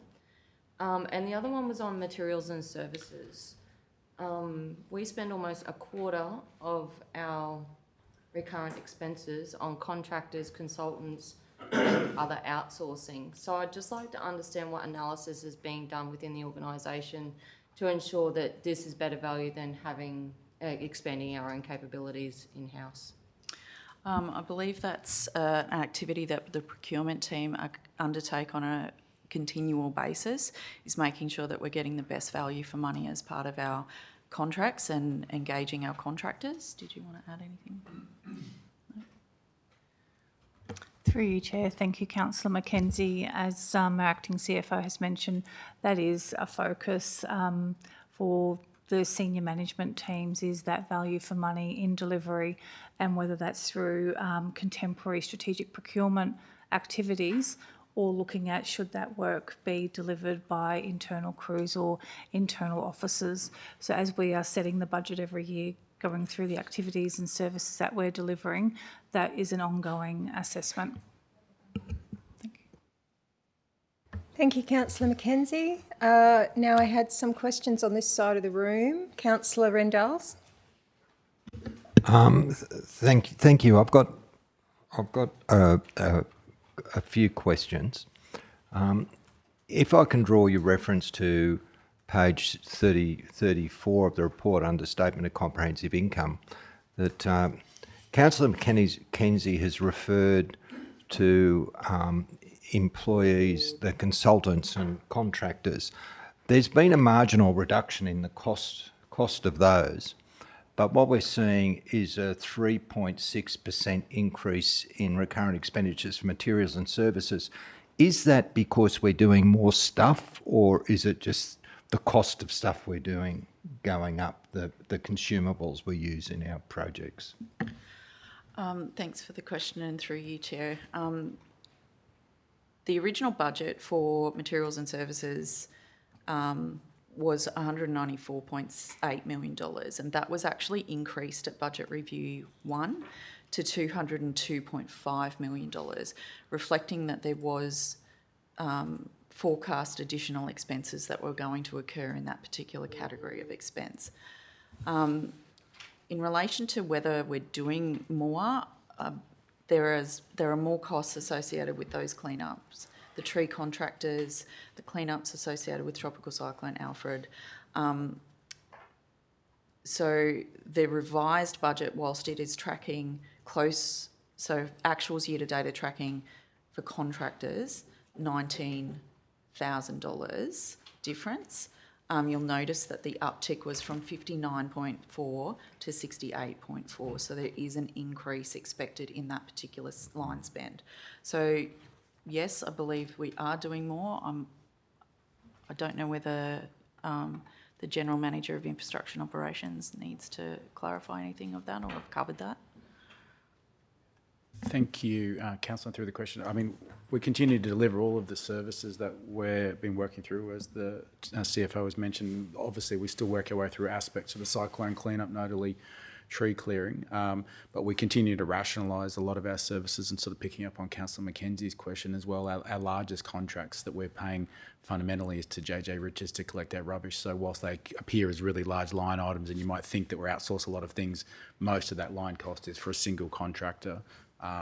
And the same is true for our mowing services and those kind of things. So I don't think we're doing more. I think it is just a reflection that pretty much every time we go to the market, our contracts come back in more expensive, in line with CPI and often above CPI rises, which is the difficult thing for us to predict when we do budgets. Thank you for that. And I had a question in respect to fees, but we've noted that the fees, you provide a very good description of the increase in fees. Thanks for that. So that goes well on the way of explaining why we've had a 21.7% increase in fees revenue on the same time last year. Infringements, which is in 5, Statement of Financial Expenditure on page 36 of the report. Again, we see infringements net of impairment, $3.093 million, which is almost $500,000 up on the same time of last year. Are we expanding the areas that we're issuing infringements, or are we just being more diligent with it? Thank you for I don't believe that the finance officer will be able to answer that. Is that correct? I can answer some of it. Okay. I can defer to Brooke as well. Thank you for the query, and through you, Chair, that is the trade and other receivables chart that you're referring to. So that is the infringement debt, so what we are owed and what we have outstanding collections for. That has increased by about $100,000 from the prior month, and yes, it is up on prior year along with infringement revenue. As I think mentioned at a previous meeting, we have implemented some new technology in terms of the AI-powered vehicle in terms of parking infringements, which was able to provide those services more efficiently to the community, and an even spread of that across the community at a higher safety to officers as well. So there is, as a result of that, parking infringements have increased as a result of the new technology implemented to do that. As a result, the infringement debt has increased year on year, which is directly correlated to the increase in infringement revenue. Thank you.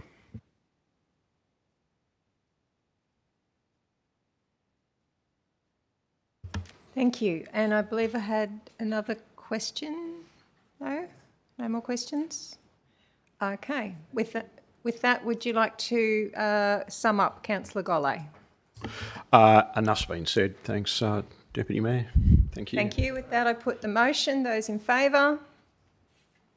That's carried unanimously. Thank you, councillors. And now we move to 13.2, Operational Plan Performance Report, October to December.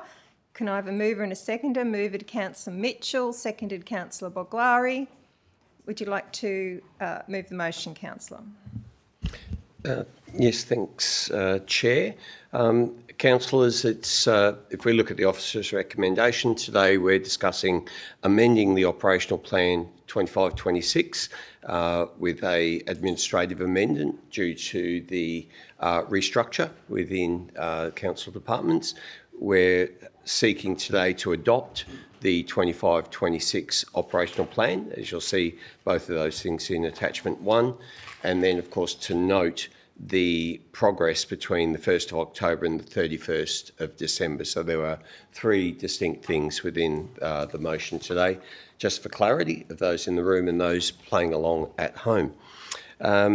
The administrative amendment, of course, is required, and on the 10th of November, Council implemented those structural realignments, and now we have, rather than the previous AMPT, etc., we've got corporate governance is amended to governance and legal services, and AMPT is amended to major projects. So that's purely administrative, but that's reflected in the documentation. Into the plans itself and the progress, Councillor, to remind you that there are no less than 67 catalyst projects and key initiatives in the operational plan. 55 of those are on track, 12 of those have been completed. Of the 71 activities that underpin those, we have 59 of those on track and 12 of those have been completed. So within the quite extensive documents that are in attachment 1, the community and councillors, there's a wealth of information there. It's worth noting, of course, some of the catalyst projects and key initiatives that have been finalised since this corporate plan had been in place. I'll just pick out a couple. Catalyst project CP71, the new fibre optic network, really has enhanced the capacity within council to be a more effective and efficient organisation internally and externally, as those digital connections have been enhanced at the depot, in the very building we're in now. I think even through to Indigiscapes, that network was there. The major transport corridor improvements, Wellington Street and Panorama, that was an incredible project that was delivered so impressively by council and council's contractors, and we look forward to that extension further up Wellington and Panorama over time. And the Redlands Health and Wellness Precinct that council created and set those planning parameters in place for enhancement of those services coming to our area. That is happening as the MARTA and the public hospital continue to evolve their services and other offerings come through there. And I will note that a health ecosystem that this contributes to has enhanced with things like Hub 68, not in that precinct, but also the Ramsay Hospital in Middle Street that is there. So, we are doing our bit to help attract those through our corporate plan and our operational works. Drilling down a little bit further, and I'll just pick out a couple of areas because we could be here all day and it's much fun to discuss what council does, and it's a privilege for all of us to be involved with that, the breadth of services that we do deliver to the community. Livable neighbourhoods, I'll point to much of the transport work that's going on. The Redlands Coast Transport Strategy will be adopted through this year, including underneath that the Active Transport Strategy, the Cleveland Local Area Transport Plan, the Capalaba Local Area Transport Plan. And without preempting too much, I think probably our marine interfaces may or should be the next cab off the rank as we develop strategies. But those things will be progressing over this year in 2026, and I look forward to that. Picking a couple of things out of the thriving economy theme, the economic development, the economic strategy for our city will come back to council for adoption and further workshopping early this year. So that's a really important strategy that will underpin those progressions through the city. And even on today's agenda, we'll help progress the Eco Principle, the Redlands Coast Community Environmental Precinct, in conjunction with the RSPCA. So that matter will also be progressed today.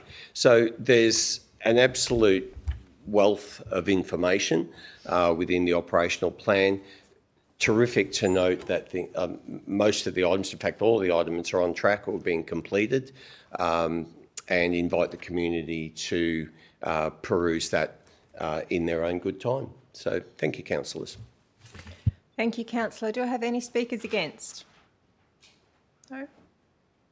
Questions? Start on that side of the room. No, there are none. I'll start with councillor. I'll just come this way this time. Councillor Hughes. Thank you. Thank you, Councillor Mitchell. That was a really good overview, and we get a bit excited when we get these reports sometimes, and then sometimes a little deflated as the time goes on. But 7.1 new fibre optic network, this is one that I've watched, as all councillors have, I'm sure, and yeehaw, we are there. We finally got there. In the note, it says commercial arrangement options for a fibre optic network with the nominated carrier were finalised, which you've just highlighted, Councillor Mitchell. But I'm interested in that commercial arrangement, and have we been able to include the public? Initially, when we got that grant, there was talk that if there was excess, we would be able to support the wider community. And then there was some conversation that maybe we're not going to get there. We didn't go to stage 2. So I'm really keen to understand what that commercial arrangement options mean. Thanks. Just internally to council or externally? Thank you.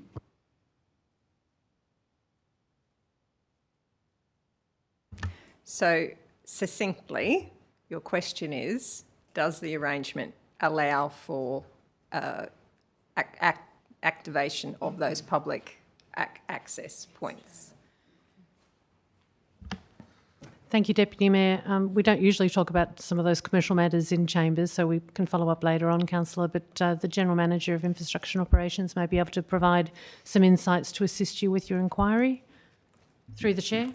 Thank you, CEO, and through the Chair. So, Councillor, it's probably something we can give you a more fulsome briefing on at a later date in workshops. It is something that was explored as part both of the delivery of the project, then more recently in our renegotiation of our telco contracts that the information management team have done. The core purpose for when we did that fibre delivery was to actually connect all of our wastewater treatment plants up so that we have, essentially real-time connectivity to our plants.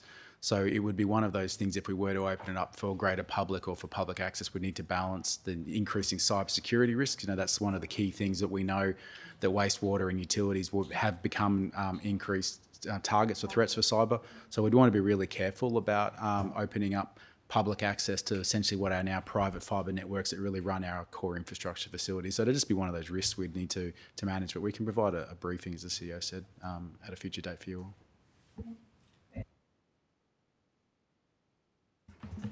Yes, thank you. If we could go to page 2 of the report, which is page 46 of the overall agenda. Yes, just that top point in key initiative 1.1, improve ways of engaging with our community to encourage diverse participation in local decision making and co-design of community outcomes. I just want to note that it states there the year finalised is 25-26. My question to councillors and officers is, given the local government principle of democratic representation, social inclusion and meaningful community engagement, I'd like to see more clarity going forward in the corporate plan, that this doesn't get cessated, that we actually do look at additional processes to ensure the ongoing iterative and responsive management of the ways that we will consult with our community. I'm noting that there is a lot more internal capacity around the IAP2, International Association for Public Participation training, available for councillors and officers, but there's a lot more focus online, and I'm concerned that we may be getting a little thin in our consultation and more about informing and educating residents rather than taking that on, that we will actually encourage collaboration and meaningful community engagement. So my question really to officers, I have had some information back, but it's an ongoing question in relation to our operational plan and corporate plan, is how we can better reflect our trend toward more meaningful community consultation. So is that in fact a rhetorical question? I think it is a rhetorical question, but it is the biggest issue of significance to me and our relationship with, as Councillor Colley mentioned before, standing up for our residents, having a clear mechanism for how we do that, identified, and that was one of the lacks in the corporate plan for me around how we do that. I think it is a rhetorical question, but it's for us all. Mayor, is the councillor actually asking a question or just using a rhetorical question in order to speak to the motion? Or So I'm asked. Well, I'll ask officers. Pardon? I'm chairing the meeting. Thank you. I'm not taking that as a point of order because I did give Councillor Hughes some latitude, even though... And so therefore I believe Councillor Bishop is equally entitled to that little bit of latitude. So I think we could just leave it there. It's having a mechanism that's offline. important going forward. That when I see that saying that is finalised, encouraging diverse participation in local decision making and co-design of community outcomes, I want to see something of its similar nature going forward. Thank you, Thank Councillor. I'm going to leave that as a rhetorical question and ask you to pursue that outside of the room. Thank you. All right. With that, can I... sorry, I've lost track. Who am I coming back to? Councillor Mitchell, would you like to sum up? Very briefly, Chair, and thanks for the conversation, councillors. I think it was Councillor Mackenzie talked about being excited and then deflated. Was it Councillor Hughes? That's probably Councillor Hughes, I think. Yes, agree. And with the amazing breadth of activities and catalyst projects and that we see before us, that's normal. And that's our job as councillors, and it's the job of the organisation to work our way through the reality of life, whether it be external supply chains, weather events, inflation, changing community values and inputs, whatever comes before us. But we find a way. We find a way the vast majority of time. To Councillor Bishop's comments and all of our comments here, reflecting that in a clear, legible, easily consumed way for our community, absolutely is what we're all about. Those documents are here, and the organisation and councillors always seek ongoing improvement with those things. And final comment, I'm reminded with the challenges of everything here, the Winter Olympics are on at the moment.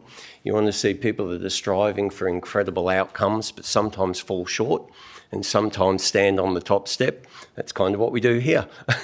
And it's got all the drama and pathos of that at times as well. So well done, council, well done, councillors, and invite the community to look at the reports as we amend, adopt and note what's in our resolution. Thank you. Thank you, Councillor. So with that, I'll put the vote for 13.2. Councillors, those in favour?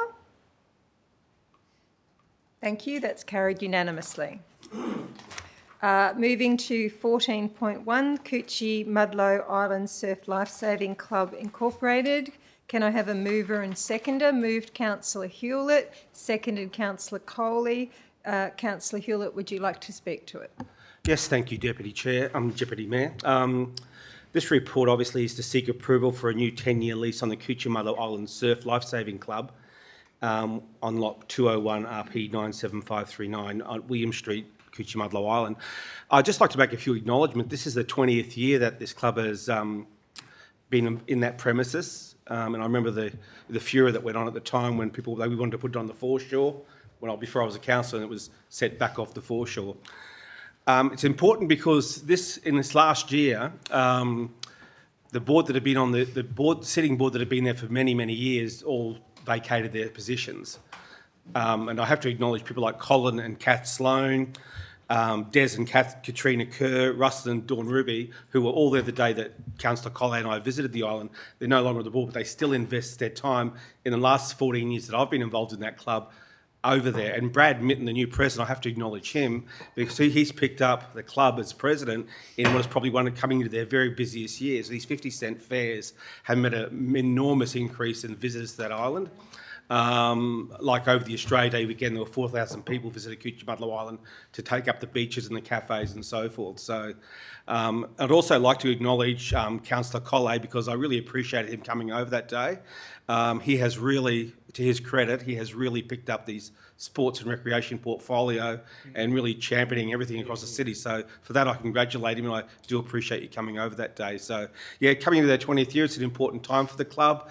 And I love having that community stewardship over there, because there's no online level of authority on the island at all. So when you see a group like Surf Life Saving Sub over there, you just feel this implied safety and this implied community that makes the island a much better place. So I just think I fully support this, and I'd also like to thank Brooke and the team for their support of the club as well, because they're a really nice, close relationship. So, and Andrew, thank you.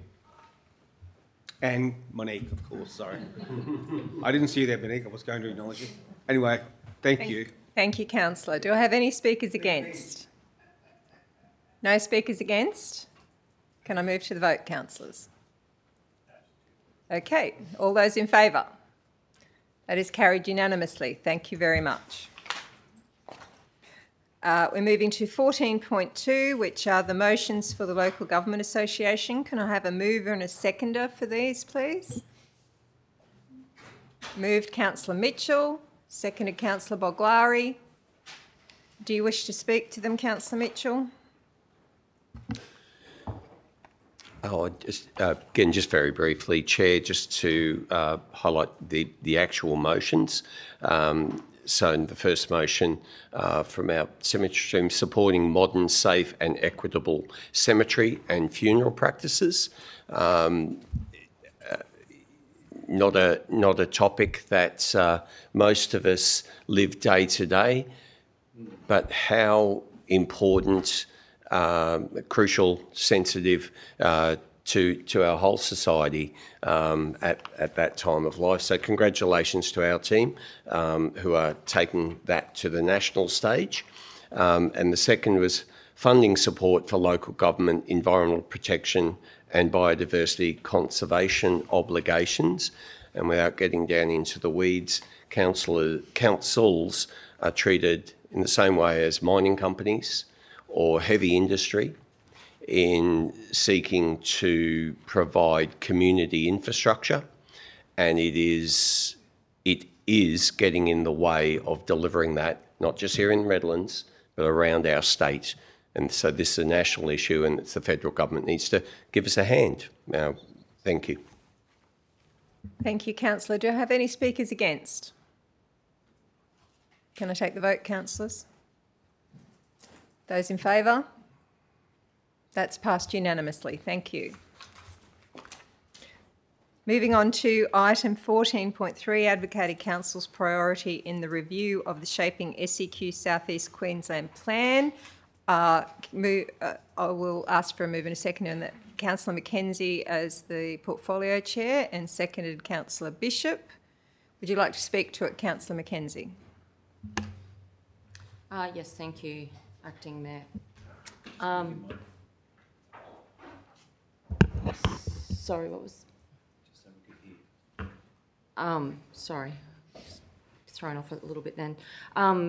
The new state government is currently doing a review of the South East Queensland Regional Plan, and they are not doing a wholesale review on all the state interests. It is a limited scope just to 5 of those state matters of state interest, which is housing supply, agricultural development and construction, mining and extractive resources, and tourism. Part of our input that the Deputy Premier has asked for will include that, in our opinion, we have enough land in the urban footprint for residential development. The previous state government, as we all know, put 800 hectares in Southern Thornlands into the urban footprint. So we, as a council, believe that we have enough land supply in the urban footprint to fulfil the population projections over the next, is it 15 years, I believe? So we do not support any extra land in the urban footprint for residential. We do support having a look at our economic growth and facilitating areas for employment opportunities and industrial land use. I personally believe that we can take a little bit more of a front foot on this issue. We know as a council that 90% of our rate base is residential, and every time we come around to budget time, we have this consternation in rate rises. And one of the reasons that we say that, you know, our residential rates are what they are is because we don't have the commercial rate base to offset it. I believe that this is an opportunity that our council can take to try and shift that ratio so that we do have more land in our, more rates in our rate base that are, you know, for commercial employment opportunities. We also know too that 70% of our workforce leave our city every single day to go to work. They just don't have the ability to get employment opportunities here in this city. So that's having an impact on our transport network as well. And we want our people to live, work and play in the Redlands. But if we don't have areas of employment, industrial land for them to work, they're going to be going to our neighbouring LGAs. And this, as I said, is an opportunity for us as a city to set our direction without having to wait for the state to decide what we are and are not going to do down here in our city. So I do believe that we probably could take a bit more of an aggressive front foot on this.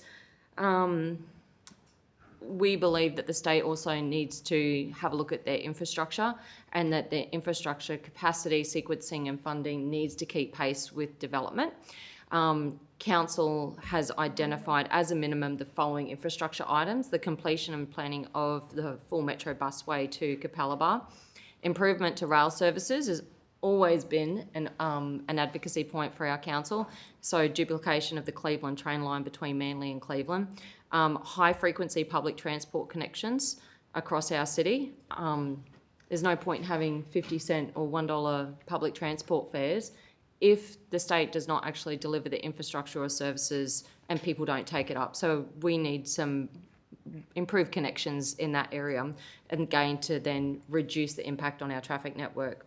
And especially with the PDA in Southern Thornlands, we are looking for upgrades to the state road network, including key intersections of Boundary Road, Duncan Road, Mount Cotton Road corridor from Thornlands out to the Gateway Motorway, and the full upgrade for Cleveland-Redland Bay Road corridor. Also facilitating new community infrastructure such as schools, emergency services, expansion of the hospital, and also with the inclusion of the Southern Thornlands PDA into the urban footprint, we also need education facilities, and the big one, the big expense, is water and wastewater infrastructure to service that area. We also are making advocacy to the states to further review the capped infrastructure charges. We know that capped infrastructure chart framework hasn't been reviewed and does not work. It is completely insufficient. So the costs associated with servicing these areas and delivering that sort of infrastructure is not financially sustainable for any council across southeast Queensland, probably the state actually. So that definitely needs to be reviewed. Also noting too the challenges that we have with the Simbis and North Stradbroke Island. The updated SEQ regional plan should continue to acknowledge a coordinated response for those islands, for the Simbis and North Stradbroke Island, and that significant work still needs to be done to support North Stradbroke Island with the successful transition from sand mining through to tourism. And the other one too, that's right, we're looking at advocating to the state too to put Mount Cotton Village into the urban footprint to reflect the planning that has actually occurred over there. The area is subdivided, it's urban, it should be in the urban footprint. And also just noting too in the report that we do have one of our fabulous officers who has always advocated well for our city to the state, who will be on secondment part-time to the state for direct input into the Southeast Queensland Regional Plan. Thank you. Thank you, Councillor Mackenzie. Do I have any speakers against? Is that a question, Councillor? Brief. Thank you. I will just comment that I do not agree that we need to be aggressive on the front foot with changing our city by considering rates categories. I think we need to be much more strategic and sequenced. And therefore, to my questions, I would just like to ask, if I could, to officers, just how advanced council is in undertaking our industrial land supply review, so that we can be fully informed of any future changes required. And the second part to that question is, are there any other studies that we need to make sure that we have residential development, if they up the parameters, so that we make sure that they're sequenced and strategic in terms of any changes to our urban footprint? Thank you, Councillor. I'm not sure that those are directly related to the item in front of Well, us. the urban land supply is I'm related going to to attachment 3. provide latitude Thanks. because the community will be seeking to understand it. So Thanks. If you're able to answer that, Dean. Yeah. Okay, so Council previously commissioned industrial land supply review study to inform its submission on the previous regional plan. And through that body of work, we made representations to the state, and we foresaw that there would have been a shortfall of industrial land, and that ultimately led to the inclusion of 20 Giles Road, north of the German Church Road Business Park, into the urban footprint. Since that time, you've had the state government commence a body of work, so the industrial land supply review. They've produced that in draft format, but that essentially indicates that Brisbane's going to face build-out by 2046, and they are talking about how they accommodate future employment growth for the region, and that may lead to a reallocation of some of that employment land to other LGAs. In terms of how far we are in the process of formulating a position on industrial land supply at a local scale now, so we had already prepared a project brief to issue to consultants. However, we were advised that by a fairly reputable source in the industry that it would be inadvisable to undertake that body of work while you had the regional industrial land supply review in train. Now we have a draft version of that, and we anticipate it'll be finalised in the near future. We think we will be in a much better position to engage a consultant to do the body of work. So they haven't been engaged now, but now we have a clear understanding of where the state's going to land when it comes to industrial land supply. We have money allocated in the budget to undertake that work, and we intend to go to market on that project in the very near future. So we're in early phases, but yeah, we do have a project brief that is largely written. We're just sort of waiting for the regional industrial land supply strategy to progress to a reasonable point. Thank you, that's excellent. And in regard to the broader urban development, do we need any other further studies to help contextualise what may be coming as part of the review, so make sure we can be sequenced and sustainable in terms of our management of land use? Well, I think when it comes to residential land supply, as Councillor McKenzie articulated, we'd previously made representations to the state and said we believe we have sufficient land in the urban footprint. I think the decision subsequently to include Southern Thornlands in the urban footprint means we have an ample supply moving forward. So I don't think residential land supply is going to be a challenge for us. I think it really is going to relate to this industrial and employment land where we may need to look at options to support additional growth. But at this point in time, remember what we're seeking to do. So the state government has written to us and asked, can you outline key policy matters that you think should be considered as part of the review? So this is our first opportunity to provide high-level commentary. Then there's the secondment arrangements where we provide feedback, and then obviously there's a formal consultation process which allows council to provide feedback. So we think if we commence our industrial land supply review work in the near future, we'll be well placed to provide high-quality feedback to the state before the new regional plan is finalised. Thank you. I strongly support Council's officers' views on the current status, and I was just looking for any further body of evidence to make sure we don't get another equivalent PDA surprise. Thank you. Thank you. And I believe Councillor Boglari would like to comment. Oh, and I have some questions, thank you, through you to Dean. I'd like to thank the officers firstly for the amount of work that's obviously gone into this. It's very strategic and it's based on a lot of data that you've collected, so thank you to the officers who've prepared it. I note in the motion it actually says reflecting points raised in this report. the state government limited to 5 due to your concerns that if other points weren't included, it wouldn't cover all the aspects that need to cover, as you've written on page, whatever it is, 216 of the report. Can I ask, because you have included koala protection, engagement and public consultation and population projections, that these points will also be included in our report back to the state? Yes, thanks, Councillor. So I guess the decision of Council with this report is whether it supports the officer's recommendation or not. So the officer's recommendation is to seek for the state to undertake a full-scale review of the regional plan, so not to exclude any of the state interests, because the ones that aren't currently mentioned include things like infrastructure integration and the environment. So we do think they're important elements to consider, but I should also reiterate, the state isn't proposing that they completely, the new regional plan does not contain any policies relating to those state interests. All it is saying is it intends to leave those policy settings in the regional plan as is and focus policy reform on those 2 state interests being housing and economic growth. So it's not to say the regional plan isn't going to have any policy settings relating to environment. It's simply to say that they're focusing their review on the policy settings on those 2 themes I just mentioned, which covers 5 of the 17 state interests. Yep, thank you.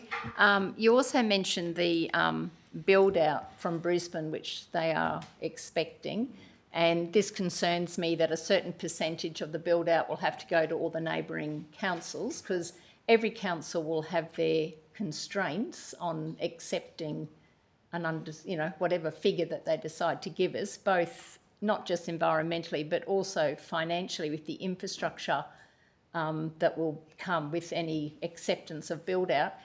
Is the state government going to just impose it on us, or in this plan, do you think, or will it be a discussion about what the local councils can actually afford? Yeah, so I think the state, so you might recall, we had this similar issue with Southern Thornlands previously. So we argued to the state we have sufficient land to accommodate our forecast population growth, and the state was concerned that looking at a regional scale, there wasn't a sufficient quantum of land, and that partly was an underlying reason why they included Southern Thornlands in the urban footprint. When it comes to industrial land supply, I think they are considering a similar approach. So they may look at reallocating some of that growth that would have otherwise occurred in Brisbane had it sufficient land supply to accommodate it. Part of the body of work that I mentioned before, the industrial land supply review at a local scale, is to look at those, or to answer some of those questions.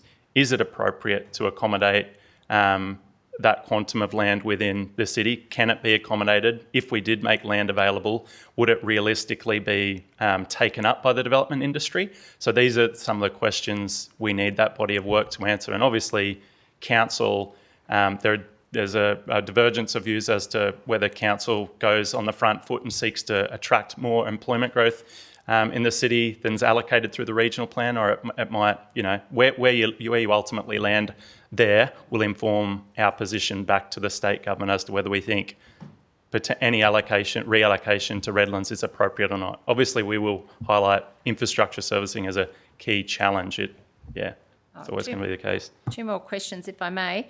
On page, I think it's 219, you mention, no, maybe it wasn't 219. Anyway, you'll know where it is.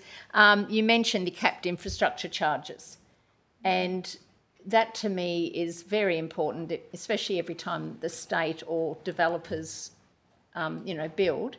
Could you just explain that actual impact on council? Because I believe it's only about, because it's been capped since 2012, it's really compounded. We're not even up to where those charges were when I got in council in 2008. It's about 30%, or is it? So I think the figure that you're quoting, so with the most recent iteration of the LGIP that is due to commence consultation in early March, we've done some financial calculations to look at what our anticipated recovery would be, and that equates to approximately 30%. So Currently, the capped infrastructure charge, I'll just use broad round figures, around, if the subdivision is undertaken for a 1 into 2, you're probably looking around $35,000 in infrastructure charges. So what we're saying is that capped charge doesn't actually cover the full costs incurred by council to deliver infrastructure to development. So by having a capped charge, what essentially happens is that the broader rate base has to subsidise new growth that occurs in the city. So I think it's fair to say that most local governments have been pushing to have the cap charge reviewed so that that cap charge covers an increased portion of the costs incurred by council. Because if they don't rise, essentially it's an ongoing impact on our financial sustainability. So if they don't rise accordingly, it means the rate base continues to subsidise new growth. So yeah, where the policy settings land, it's unclear, but we would like to see them increase to more appropriately reflect actual cost. And not be a blanket approach, but for the cost applicable to those actual councils, because Winton doesn't need theirs up at our height probably, and vice versa. Thank you again, and that capped infrastructure charge is a huge burden on our residents, so I'm hoping under your dot point 3 in the number 1 it is actually, their request for information. I hope it's highlighted in bold so they take notice finally. Thank you. Thank you, Councillor. Councillor Mitchell, you had a question?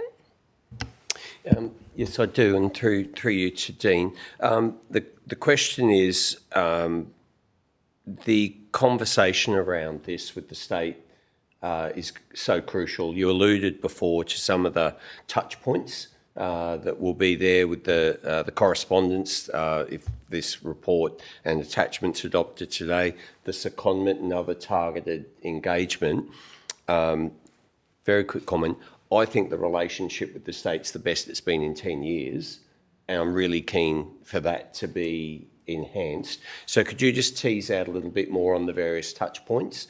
Because I'd like to thank the state and the state MPs, but I don't want to miss a beat on this crucial review. So yeah. Yeah, thanks, Councillor. So I essentially said there's 3 touch points. So the initial touch point is this one here, provide high-level comments on key policy matters.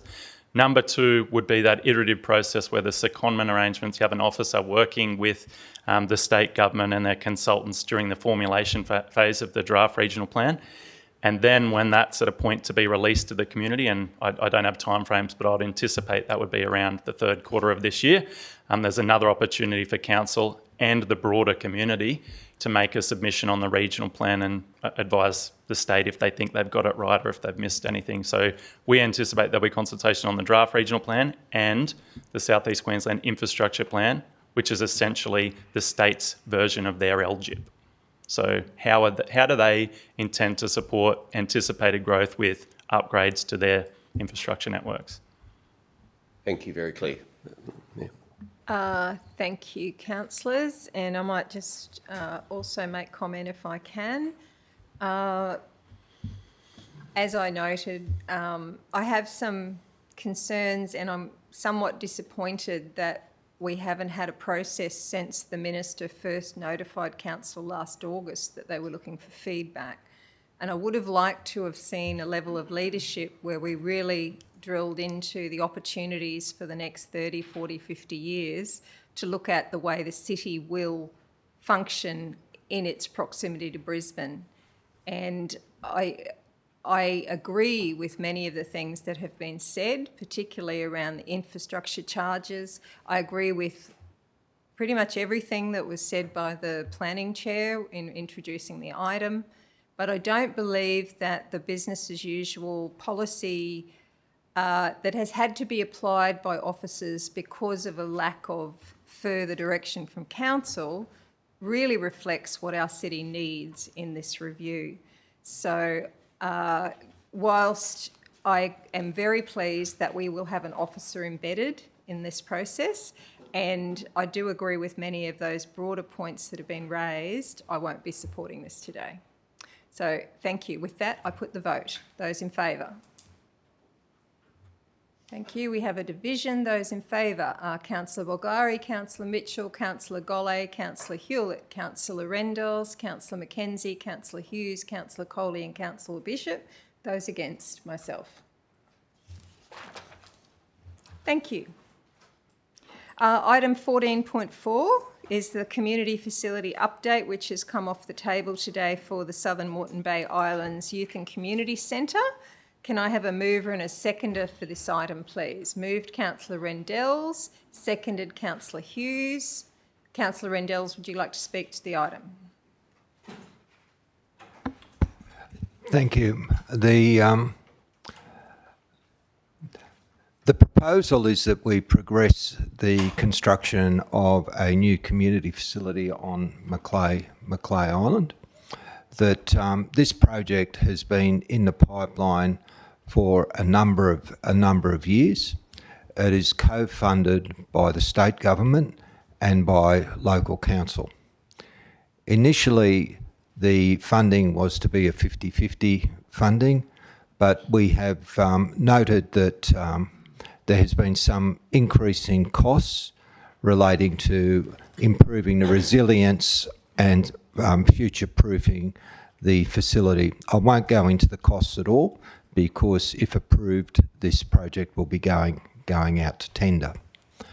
That the Southern Moreton Bay Islands has many challenges, the key to which is the fact that they're islands and services on the mainland are difficult to access despite 50-cent ferries, because in events such as cyclones or adverse weather, the ferries cease to run.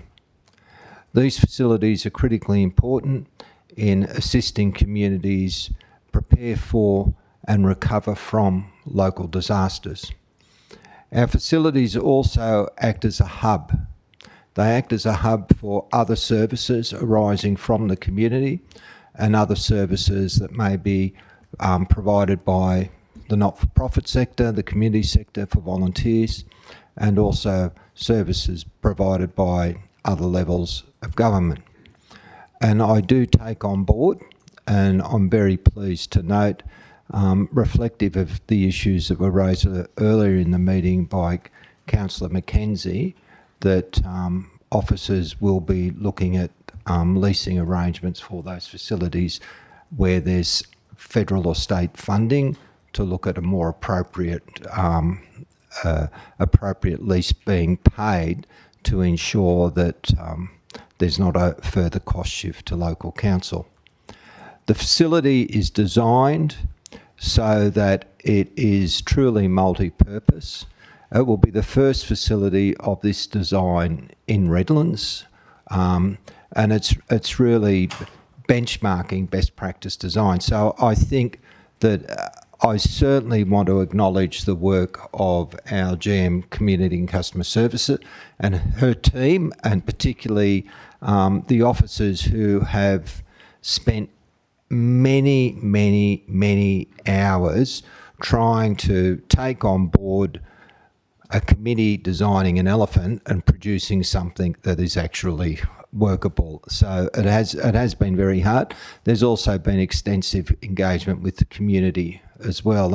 And as we all know, when we go out to the community to engage with them, and when we do it truly and hand on heart, it does raise challenges for officers in terms of being able to negotiate a pathway between, competing wants, needs, desires, and I think that we've got that here.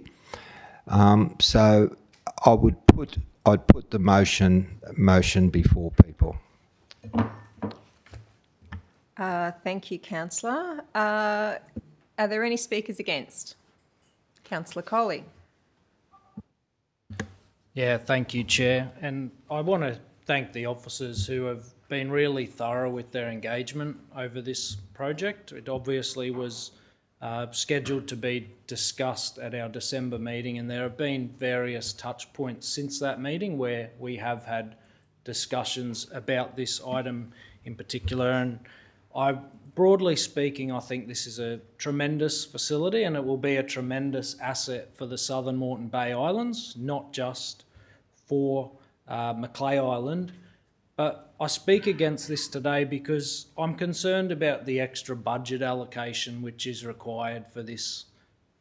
We had an initial budget which was going to be approximately $2 million, and the blowout now sees an additional $1.4 million being requested for this facility, and a large component of that extra expense is due to the disaster resilience element that is going to be incorporated into the build.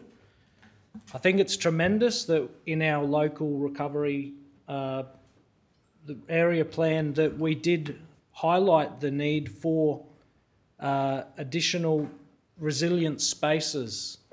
But that plan there in Recovery Objective 15 states that we will advocate for more resilient spaces, and I see a clear separation between advocacy efforts towards the state funding these elements and asking our ratepayers to do that instead.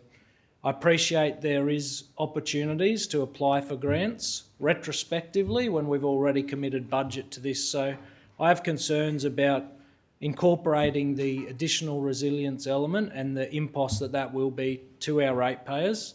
Completely supportive of the facility broadly speaking, but the additional budget shouldn't be required and shouldn't be allocated for this in its entirety with the current design, in my view. Thank you, Councillor. Are there any more speakers for the item? Councillor Bishop, you're a speaker for?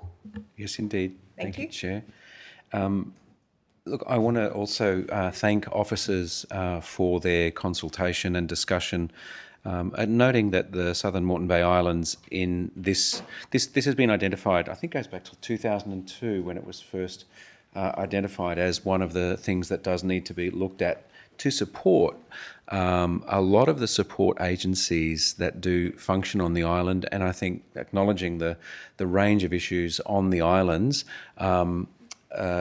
it's really important that we do have a coordinated central place.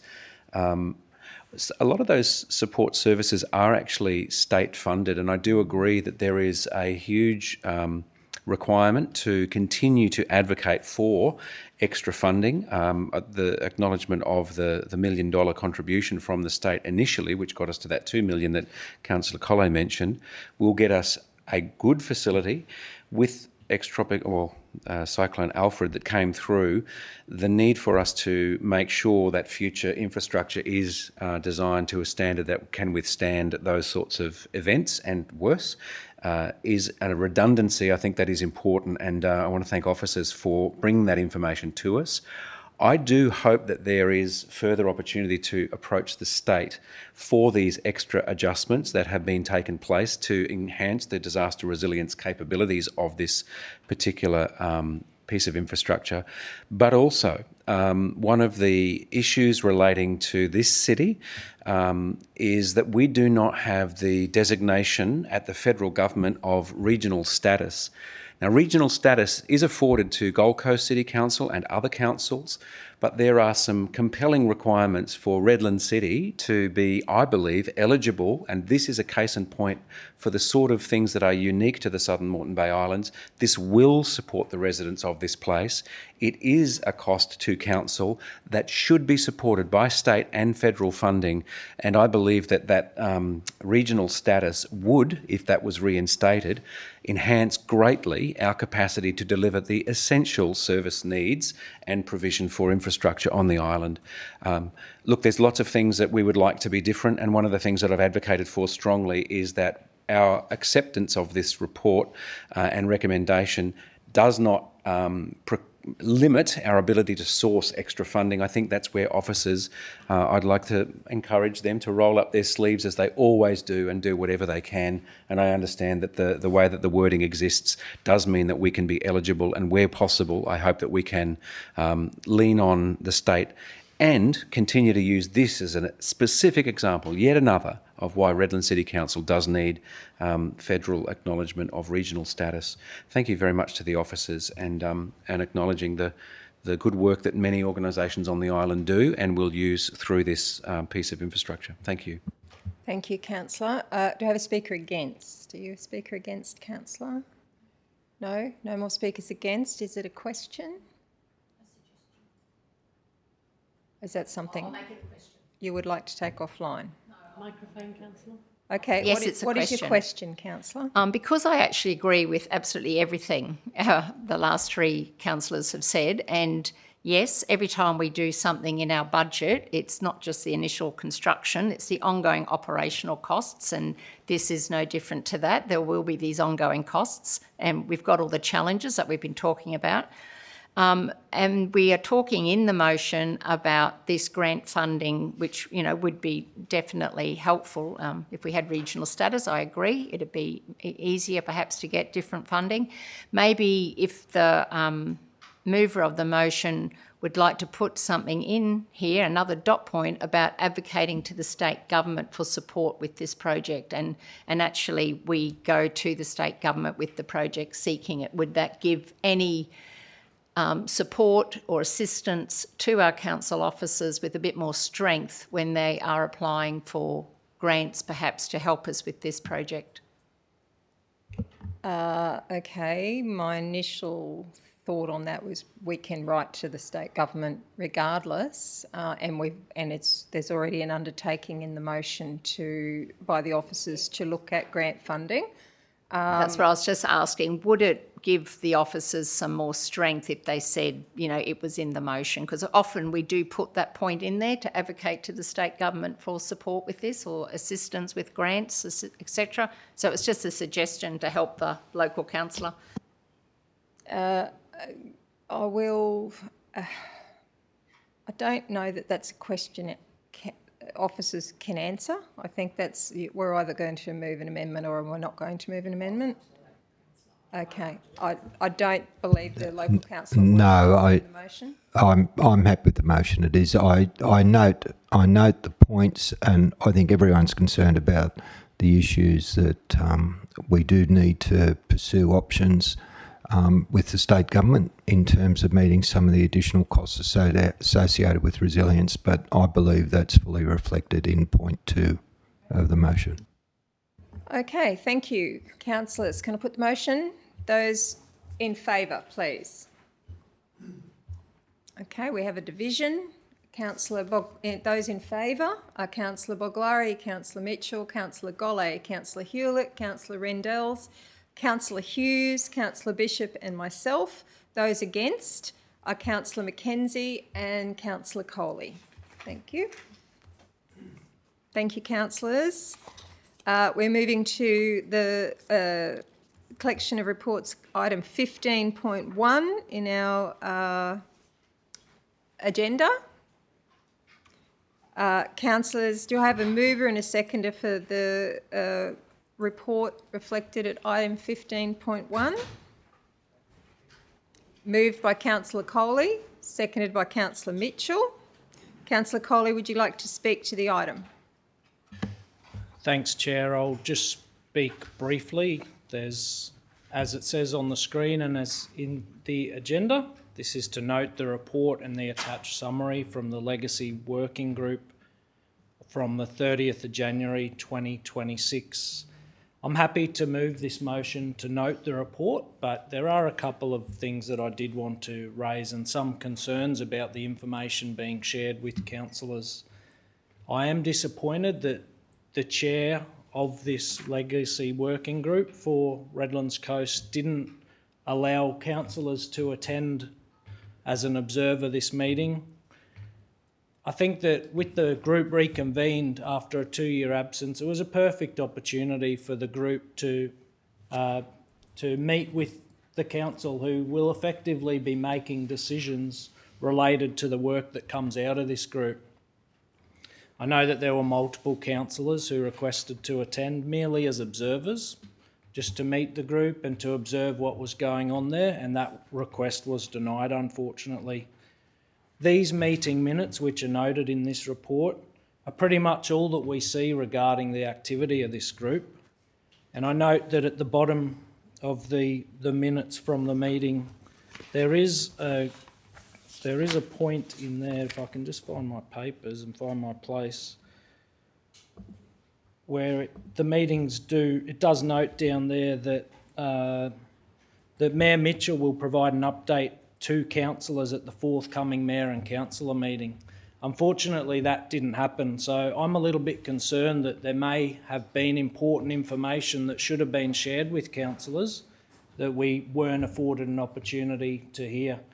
And with our last Mayor and Councillor meeting taking place on the 6th of November, that's 3 months ago, so there's been 2 meetings since that time of this group, and I think that it's really important councillors are across all of the information and we have fulsome updates about the activities of this group into the future. I would like to say that it is great, it is fantastic that this group is reconvening, an extremely important part of our legacy plan being developed.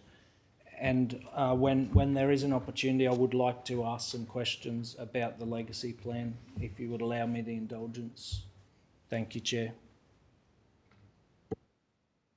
I'm not sure that broader questions, when we're just noting a report, are going to be within the remit of this matter today. It is a specific reference from the report.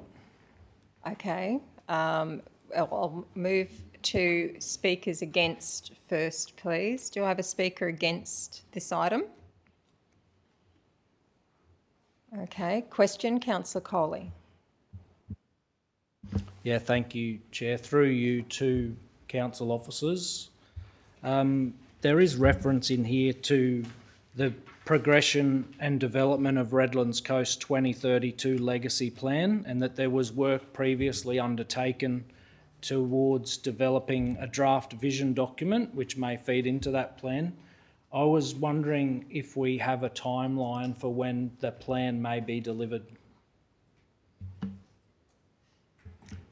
Is there any officer that can answer that, or is that really quite broad? Dan? Yeah, through you, Chair. Thanks for the question, Councillor. So at this stage, officers have been busy working on the legacy plan and the roadmap moving forward. We are planning at this stage to have a draft for Council's consideration before end of calendar year as well. So. Perfect, thank you. Thank you, councillors. I have been giving a bit of leeway, but I'm going to pull you back to questions, not preambles, if I can. Councillor Bishop, you had a question?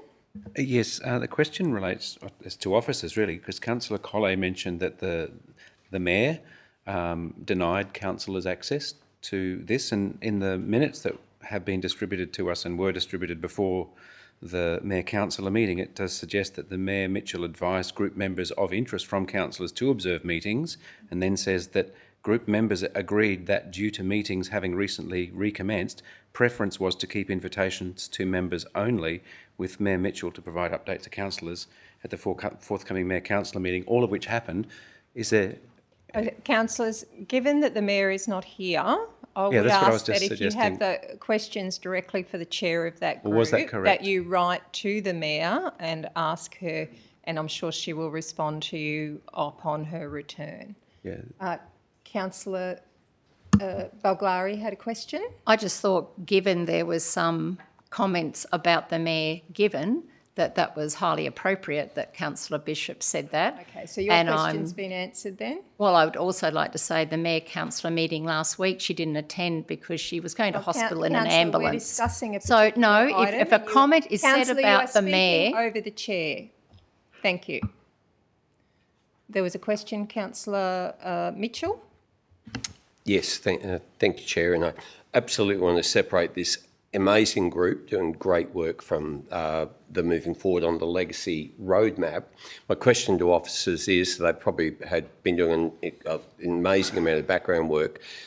Might we expect some resourcing requests in upcoming budget reviews and budgets to enable some of the activities, legacy activities for our city and Redlands Coast? Or is that going to be BAU?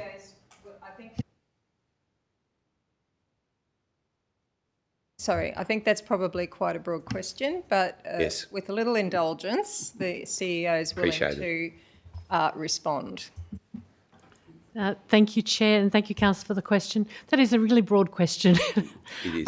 Look, we consider budget matters when we go through budget process, and officers look at resourcing requests and requirements, and we look at the prioritisation. So any requirements from the organisation to deliver on council priorities in accordance with the corporate plan and the operational plan will be considered by council at the budget process. Thank you, Councillor, for the question, and thank you, Chair. I have a question from Councillor Golay. Very quickly, and thank you for your indulgence, Deputy Mayor. I'll just say my indulgence is limited. I know you're on a thin indulgence line. I understand this position. Firstly, I wish a speedy recovery to the Mayor.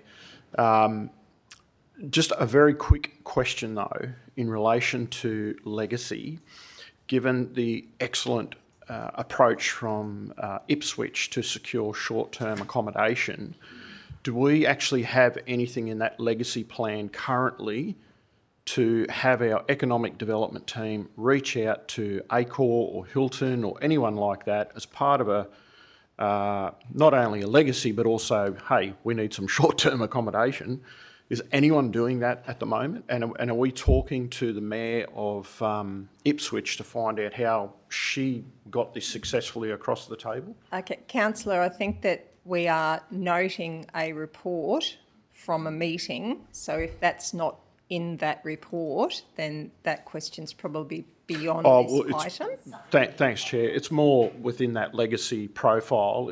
Are they the things being discussed? Is probably more the relevant question. I'm sure that that is a matter for council more so than the legacy working group. I will indulge if any of the officers have. We don't want to fund it. Comment. Officer Chris Isles. Thank you, Chair, and to the councillor. So the legacy strategy is obviously to be defined by that group and then ultimately adopted or endorsed by council for your decision. I would encourage that group to think about all things that legacy will be in terms of making our city capture every opportunity that the eyes of the world will bring. We certainly speak about pre-legacy, we speak about 10-year sort of post-legacy and the 10-year runway and the 10-year legacy. And there's massive opportunities for Redlands in tourism and a hotel accommodation be part of that. In terms of your other question, is anybody actively working to get hotels in the city? The answer is yes, through the economic development team. Is it explicitly being done with an Olympic lens at the moment? Probably not explicitly, but the team have been chasing hotels for many, many years. The challenge though is that, you know, it's one thing to build a hotel, you've got to have people who want to stay in it. And really we would start with the things that keep people here to want to then have to stay here the night. So that's our challenge is creating activities and lifestyle that people want to come here and have activities that require them to spend the night. So our focus through the legacy work and then economic development and everything the council does is finding the things for people to do here and then the accommodation will come. Thank you. And Councillor, whilst I appreciate this is a very important matter, it's not directly related to this report. So we're very happy to take it offline, but I think we will. Ipswich has the pentathlon, the modern pentathlon. We've got the white water. They got accommodation and we're talking about if we can get something. Councillor, I'm aware that it's being discussed in many different forums. Happy to take that offline with you. Thank you. So councillors, with that, now I've lost track of who moved the item. Councillor Coley, did you want to sum up? Nothing further to add, Chair. Thank you. With that, I put the vote. Those in favour? That is supported unanimously. Thank you. Now we move to item 15.2, the Wynham Creek Priority Development Area Project Update. Can I have a mover and a seconder for this, please? Moved, Councillor Rendell. Seconded, Councillor Bishop. Councillor Rendells, would you like to speak to the item? The item, as moved, is the motion before us. The motion on the screen. Yes. That. Okay. Councillor Rendells, there was a motion with a slightly different wording. Are you happy to move? Can you put the one up on the screen, please? The one with the highlighted The one that we just had? Or Yes. Okay, that's That, the only one. Oh, Councillor Bishop, it wasn't sent through to the meeting, the minutes. CMR? Staff? Yeah, CMT. Yes, Councillor Rendell, did you see? I can see the amendment there. If prior, I do wish to move the motion with the intent of the motion, but prior to making a decision about whether that amendment is acceptable, could we get some advice from legal? I'm going to ask for a mover and a seconder to suspend the meeting for 5 minutes for everyone to have a comfort break, and we'll just get this sorted out during that time, if that's all right. Yes, Councillor Hughes, moved. Moved, Councillor Hughes. Seconded, Councillor Mitchell. Those in favour? That's carried unanimously. The time is 12:16. We will reconvene at 12:21. Oh, sorry. Unanimously with Councillor Golay out of the room. Thank you, councillors.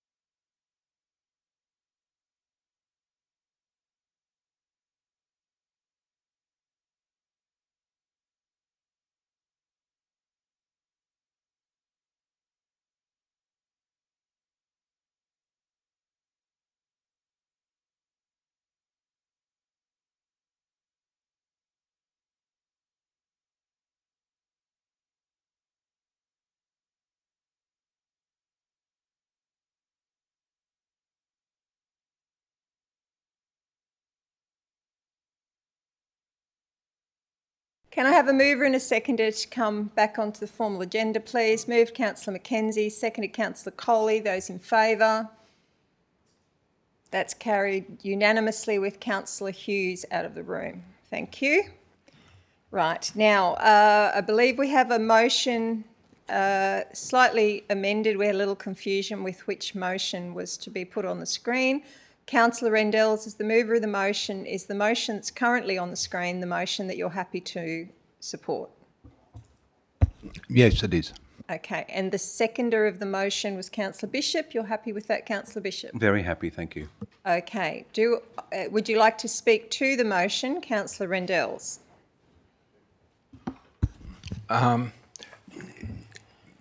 Yes, I think it's pretty clear. This has been a long process coming. It's almost 12 years, Wyndham Creek, and the original background to it was ongoing pressure for parking from the Southern Moreton Bay Islands, and part of the opportunity the Council of the day identified was that the only way that could really be funded is if we looked at a partnership arrangement where we provide the land to a developer to be able to meet the costs of the construction of the car park. That it wasn't until 2013 that Council approved the PDA, endorsed the PDA. This was well before I came to Council, but ever since I have been living on the Southern Moreton Bay Islands, there's been a very, very clear push from the community. Councillor, I appreciate that the history is very important, but if I could ask you to speak to the matter before us today, that would be great. Well, it's very straightforward. It builds upon the motion of December 10th for us to get out of the way and let the state government build. It's very, very reassuring how quick they've come back to us with the identification of the land size and the location. This provides that to them so that they can get on with the build. It's now a state government issue. Also the amendment that was suggested by Councillor Bishop, I think gives a very clear message to the community. It's a collaborative way forward, that the PDA is going to continue, open space, mixed retail, residential, health stuff. That's particularly important given the misinformation that was put up after the December 10 meeting, creating some furore in the media. And I think the third part about it is also making it clear that once the sale provisions are completed, that information will be made publicly available, just to show that there's, a full transparency of the process. Thank you very much. Do I have any speakers against? Questions? Yes, Councillor Bogalari. Through you to Andrew Ross. He knows the question I'd like to ask, but I'm not too sure whether it was confidential and am I allowed to ask it at this stage? Through you, Chair, I'll do my best to answer it whilst protecting any confidentiality. Okay, so I was just seeking some assurance about the pathway going forward.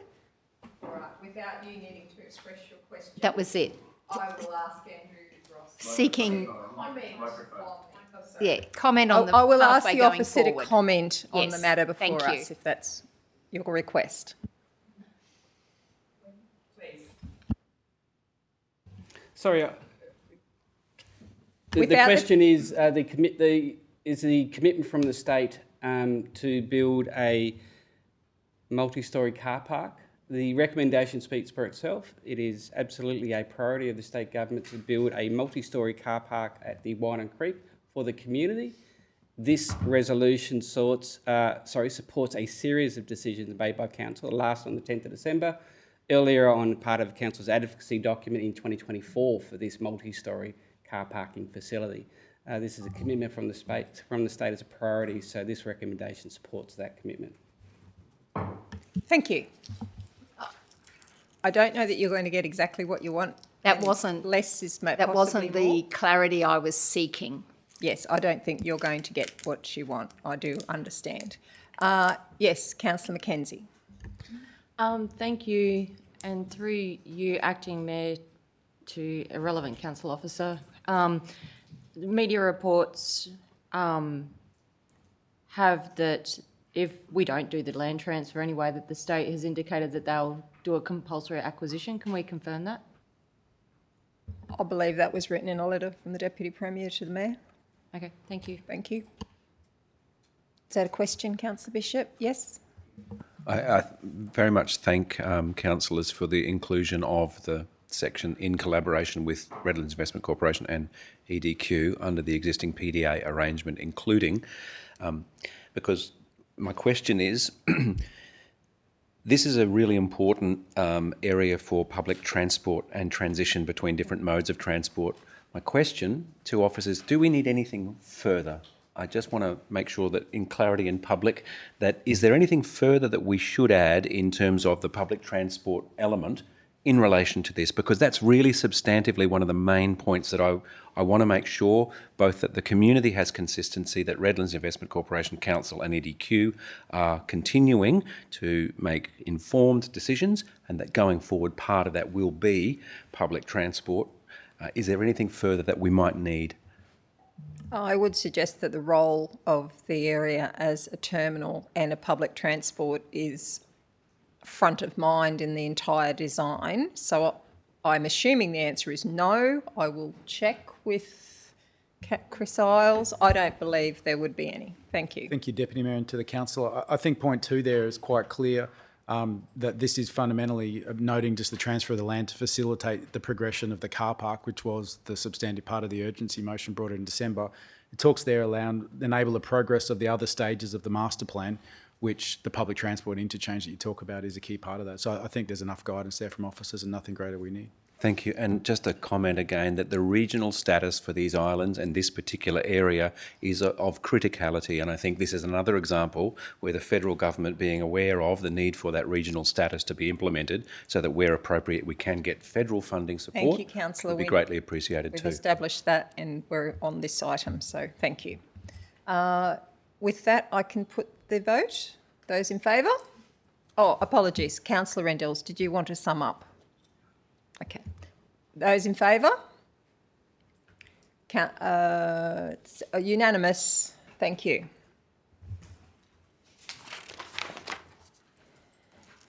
I'm not aware of anything listed under 16. Our notice of motion has already been dealt with from Councillor Coley. I'm not aware of any urgent business. So we now move to our confidential matters. Now, councillors, there are 3 matters listed in confidential. I have to go through them to see if we need to go into confidential to discuss them. So just as a straw poll, if I can, do you wish to discuss item 19.1 in confidential? Yeah, it's a yes from one councillor. Is just 2 councillors? Okay. Okay. 19.2, do we need to discuss that further? We've had quite a lot of discussion and workshops and budget consideration. Do we need to go into confidential to discuss that? Happy to vote on that? Yes, thank you. So we don't need to. Item 19.3, options and costings for delivery of amenities. 19.3, do we need to go into confidential to discuss that further? Okay, 1 councillor does. Is that all? 2 councillors? Okay. All right. On that basis, councillors, I need you to vote accordingly. So I do have to read the preamble, so I apologise. I don't think this is a great way to run a meeting. So for item to be discussed in confidential closed session, 19.1 Redland Investment Corporation Governance Review and Director Appointment. This matter is considered to be confidential under section 254J of the Local Government Regulation 2012, and the council is satisfied that discussion of this matter in an open meeting would, on balance, be contrary to the public interest, as it deals with negotiations relating to a commercial matter involving local government for which the public discussion would be likely to prejudice the interests of the local government. Can I have a mover and a seconder that item 19.1 be discussed in closed session? Moved Councillor Mitchell, seconded Councillor Boglari. Those in favour? Okay, there's a division. Those in favour? Councillor Boglari, Councillor Mitchell, Councillor Hewlett, Councillor Rendels, Councillor Mackenzie, Councillor Hughes, Councillor Coley, Councillor Bishop and myself. Those against, Councillor Golley. You've indicated that you don't need to discuss 19.2 and confidential, so I don't need to go through that, correct? Yes? So item 19.3, options and costing for the delivery of public amenities on Russell Island. I will need a mover and a seconder that item 19.3 be discussed in closed session to present options for the delivery of public amenities.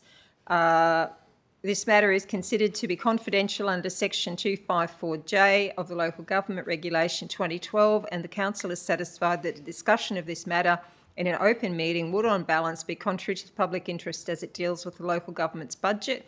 Can I have a mover and a seconder? Moved Councillor Hughes, seconded Councillor Bishop. All those in favour?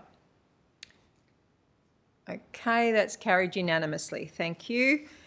Can I have a mover and a seconder now to move into confidential session to discuss those two items that you've just voted on? Can I mover and a seconder for confidential? Moved Councillor Mackenzie, seconded Councillor Coley. All those in favour? That's unanimous. Thank you, councillors. With that, we will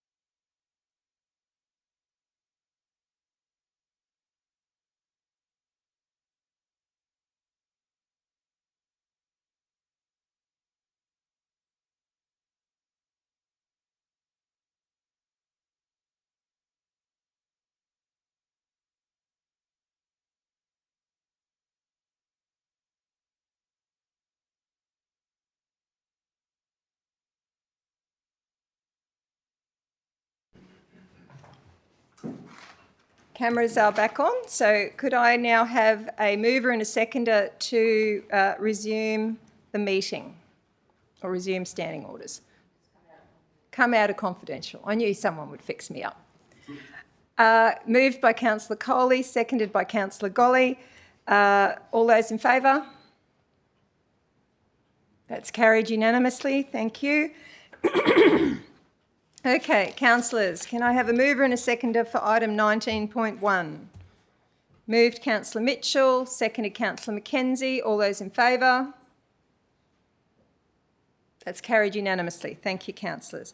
Item 19.2, can I have a mover and a seconder for item 19.2? Moved by Councillor Mackenzie, seconded by Councillor Bishop. Those in favour?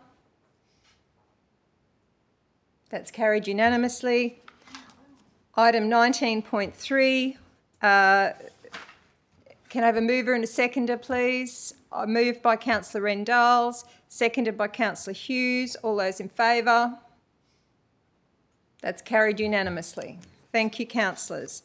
With that, I thank you all very much. Thank you to all the officers, and we close the meeting at 19 minutes past 1. Thank you.